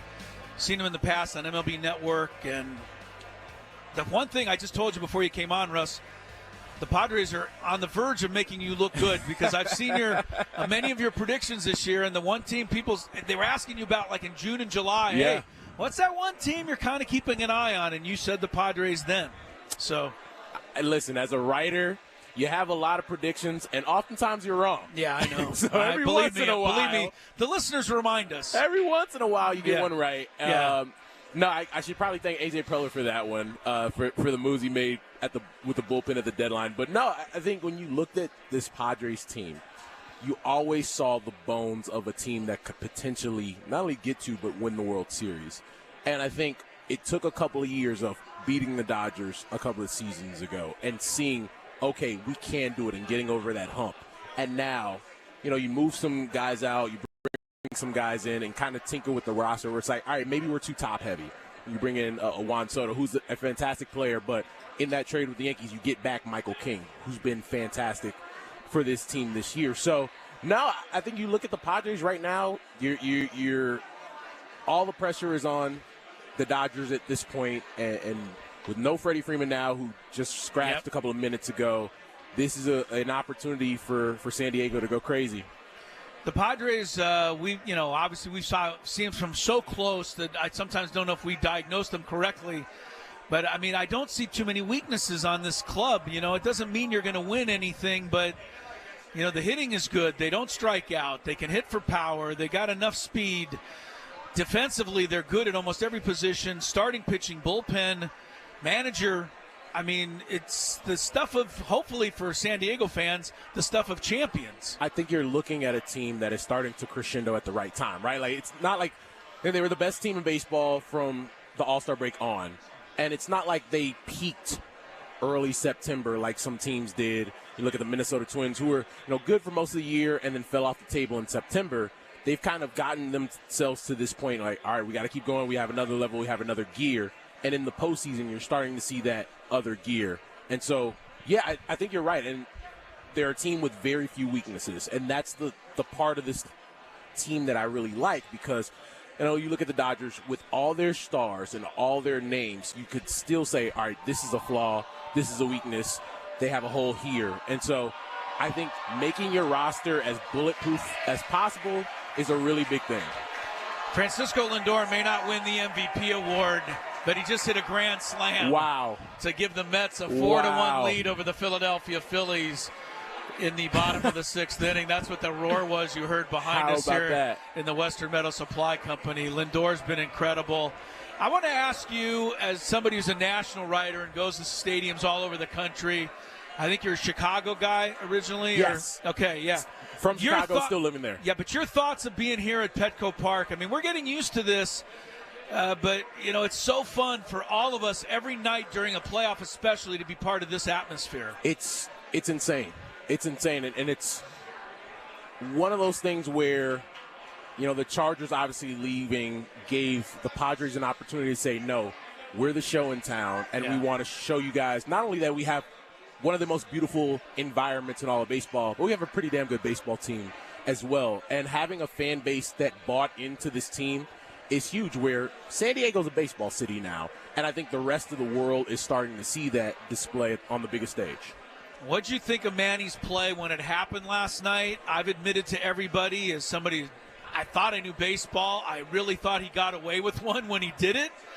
Now I come to find out it was just a brilliant play by a really smart guy. Look, you talk about Manny Machado and baseball IQ. It's one of the highest ones in the big leagues. And I'm like you. Like, I do this for a living. It's like, oh, you can create your own baseline. Cool. Who knew? And then even hearing from Freddie Freeman after the game said, hey, it's a good play. I would have done the exact same thing if I'm running there. So, shout out to Manny, because without that play, you don't continue the inning. You don't get the Peralta double. You don't end up getting Fernando's 2-run shot to blow this place up. So, no, great play. I think when you look at Manny and what he's been since he's come to San Diego, he has been everything that this organization has wanted him to be, as the guy, but also the guy to show a young core when he got here how to win. And so now, you're on the precipice of getting to the NLCS to potentially play, it looks like, everything's hold, the New York Mets, which would be pretty wild. That would definitely be. Russell Dorsey is with us from Baseball Insider from Yahoo Sports. Russell, just a couple more quick things. If the Dodgers, we're trying. I can't bury them. I'm still too nervous as a Padre fan for, what could happen. They can still come back. But if they lose, do you think would they potentially have to blow it up? I mean, this would be the third straight year of disaster if that happens for them. No, I don't look at it as a blow-up situation. And I know some people have asked the question, do you move on from Dave Roberts? Yeah. And I think it's pretty unfair. And you look at Dave Roberts as a guy who has taken a lot of criticism over the years, taken a lot of bullets for, teams that have been bounced early, etc. But you look at their situation where they basically did not have maybe one healthy starter down the stretch, and coming into the series where your $325 million arm that you went out and acquired in Yoshinobu Yamamoto can only make it a couple of innings, in game one. And Jack Flaherty, who you acquired at the deadline, can only make it a couple of innings in game two. And, to Walker Buehler's credit, to get through 5 after that inning where, there was a lot of soft contact. Obviously, the ball to Fernando, center cut there, but, play here, play there. Maybe you get out of that inning without a run scoring. Maybe it's a different ballgame. Okay, last thing on the Padres, and moving forward, if that happens, Mets, Phillies. I mean, you're thinking this team could. I mean, we've never had our parade here, Russ. This is what, nobody wants me to say it unless I knock on wood. Yeah.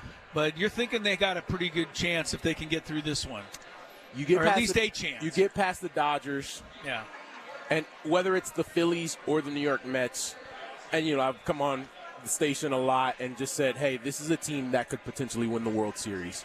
And that hasn't changed. In fact, I feel it more now than ever, seeing the way this team responds, seeing how they're not afraid of anything. Right? I think they're a wild card team that looks at themselves as being better than the team that won the division. Right? You've seen it in this series. And for me, I look at the Padres, whether it's the Mets, whether it's the Phillies, the Padres are a team that is going to be dangerous for whoever they face, not only in the NLCS, but if they move on to the World Series on the AL side as well. Cam, I just thought of one more question. I'm sorry. I got to ask you. No, you're good. Are we the villains?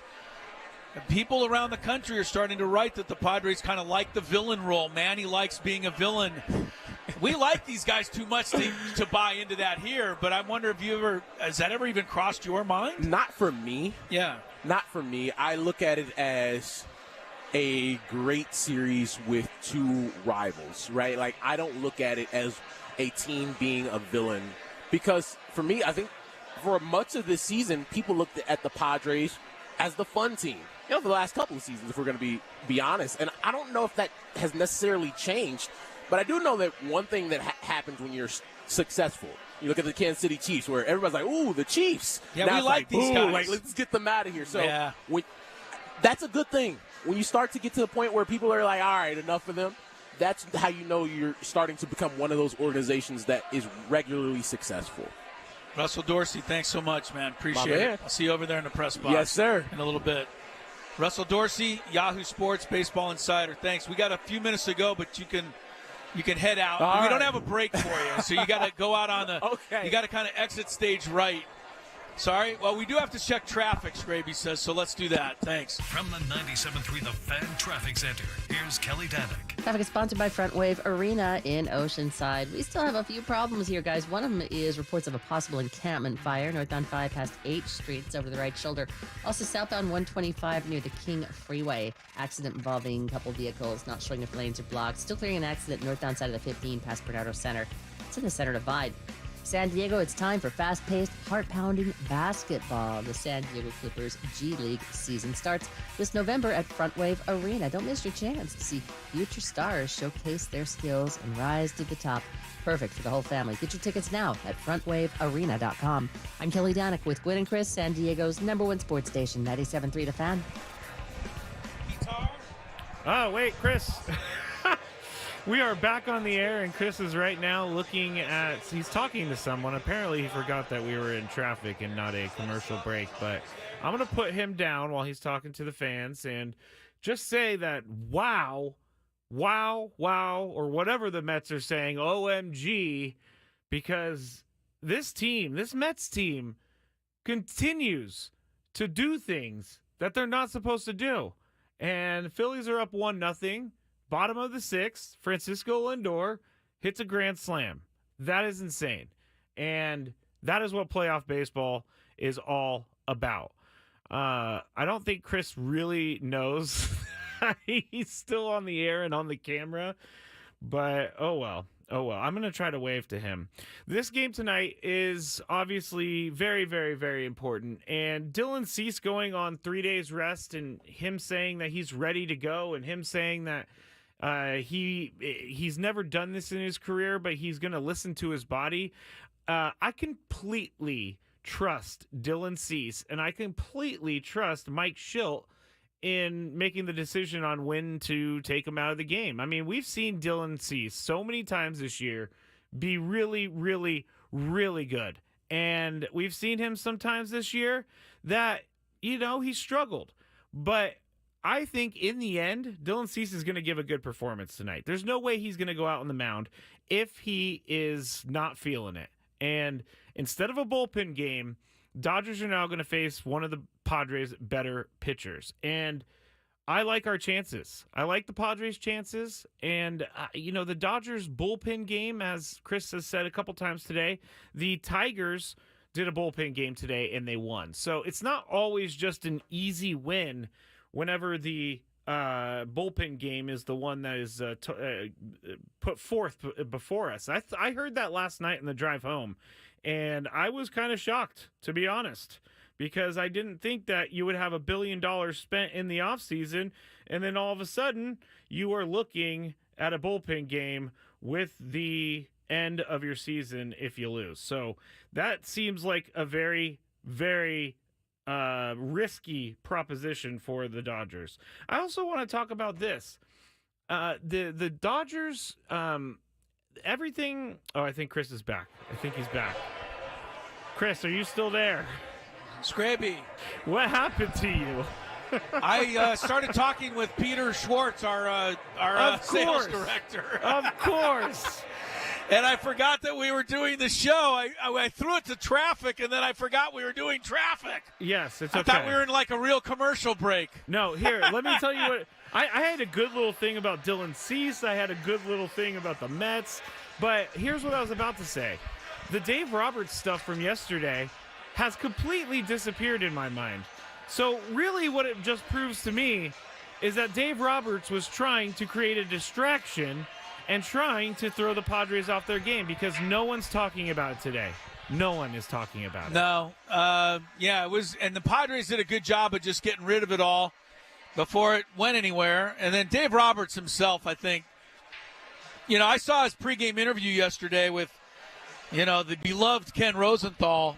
Yes, the beloved. And Dave Roberts, he asked him about it. Dave Roberts he just said, I'm done. So I think Dave Roberts, I think you're right, Scraby. There's a couple things I think you're right. I think there was a long shot in his mind that maybe they could get Manny suspended. But I think the other thing was he was trying to, get the distraction and the pressure off his guys. And I honestly think Dave Roberts himself figured out that it didn't work. It didn't work, and it made him look kind of dumb. made him look kind of foolish. You're absolutely right. And so I think he knew that, I'm going to have to rewind because this just didn't work. It didn't at all. I think that's kind of where that went. So I have a couple Big Five topics that we were going to do a playoff edition of the Big Five, but we got sidetracked, which is definitely okay. So first, if you love Mediterranean food, try Spiros for authentic Mediterranean cuisine in Coronado or La Jolla. For dining or takeout options, visit spiroscuisine.com. But Chris, here's a stat maybe you haven't talked about yet. I didn't hear you say this yet, but the Padres are the only team still alive without a stolen base or a stolen base attempt in the postseason. The only other team that did not do either of those was the Orioles, and the Orioles only played 2 games. So Padres haven't attempted a steal yet. No, this is what I'm reading. They are the only team still alive without a stolen base or an attempt in the postseason, which kind of changes from what they did a little bit during the season, but it's working. Yeah, obviously. I think they'd like to run. They don't want to lose any outs right now, and they're not getting a lot of base runners after the early innings. That's also true. You have to have base and I runners. think this is what we just talked about, right? 22 of their 30 runs have come after the third or before the third inning, and I think that's part of it. I think the other part of it is they're scoring on the home run right now, so they're sitting back and just kind of waiting on that home run.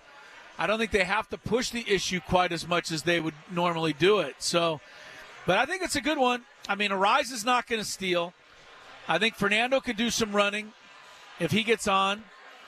I mean, Jackson Merrill can do a little running. So he has no opportunities to steal. Yeah, right. They don't. Runs. I mean, the Padres don't have a legit, Vince Coleman on this roster. So, it's interesting, though. Good points, Grabe. We'll keep an eye on it. Yeah. I think they'll start running if they get behind a run or two. It's not a bad way to try to create something. The Big Five is usually brought to you by Summit Subaru of El Cajon. See all the 2 ways to save right now at summitsubaru.com. Now, the other thing I wanted to ask you about, Chris, is some of these slumps that are happening in the postseason. Now, we talked about Jake Cronenworth. He kind of, he had 2 hits last night. He also was quoted by Kevin Acee saying that it doesn't matter what your batting average is on a day-to-day basis in the playoffs. You just have to do what you need to do in the game. But if you're looking at even bigger megastars like Aaron Judge and Bobby Witt Jr., you're looking at guys that have struggled badly in the postseason. And Aaron Judge right now, coming into this game, he was 1 for 7 in the 9 plate appearances with 4 strikeouts and only 2 walks. So how much does a player's legacy really hinge on how they do in the playoffs? Because Aaron Judge is a great player, but some of these bad postseasons will hurt his legacy.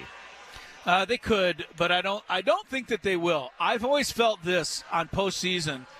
I think to a certain extent, and the way it's played out in my life of watching baseball, I don't remember guys in the postseason who struggled. I do remember guys in the postseason who have been incredibly good. So I've always kind of felt that the postseason is a bit of a freebie for the players in the sense where I think you can enhance your reputation, enhance your legacy by hitting a bunch of big home runs and doing those things in the postseason, a la a Reggie Jackson, a la some other people you could name. But I don't know that you can hurt your legacy that much. The postseason every year picks on 2 or 3 guys who just slump at the wrong time. And, Bobby Witt, I think, started 0 for 9. Yeah. Pasquantino, I think, started 0 for 9. But you know what? The Royals won 1 game. So I don't think they care. And, I think that's just kind of the way you do it in the postseason. Jake said it best. He goes, I don't really care if I get a hit. I mean, I want to. But I got a lot of other things I'm trying to do to help us win the game. And I don't think anybody thinks about those individual things. Now, Judge, you mentioned him. He hasn't done it this postseason yet. He's also not really done well in his previous postseasons. So that could start to follow him around a little bit. But, I mean, when all's said and done, they're going to talk about Aaron Judge hitting 62 home runs one year, 58 home runs one, all of those things. So I know what you're saying, but I think on the immediate, you say, well, the guy struggled, etc. But I don't think it's too long-lasting in the postseason. Yeah, I agree with that. I mean, Aaron Judge has so much more time in his career, too, to do great things in the postseason. There was something else I was going to bring up, and it just left my mind. That's a Tony move. You've been hanging around Tony too much. It's me getting older as well. I would like to say about, we said it a little bit earlier, but for everybody who's just tuning in, probably driving down to the game right now, Ken Rosenthal was boycotted by the Padres players yesterday. They did not give any interviews to him, and he is going to be doing interviews tonight. They're going to be back on it. But I didn't see this. Jurickson Profar was actually asked a question, or Ken Rosenthal was in the scrum, and Jurickson Profar just shook his head, no, like, I'm not answering your question. I'm not going to pay you any attention. Now, I think that's all behind them, but still, I mean, this Ken Rosenthal thing will be something we talk about as a part of this postseason. Depending on what happens. If I'm Jurickson Profar, I got to at least have a one-night, boycott like that. Yeah. I mean, it makes perfect sense to me, The guy said that Jurickson Profar is like a little kid who pulls the fire alarm at school. Yeah, and says, me? And then says, who, me? I mean, it was a pretty pointed put down.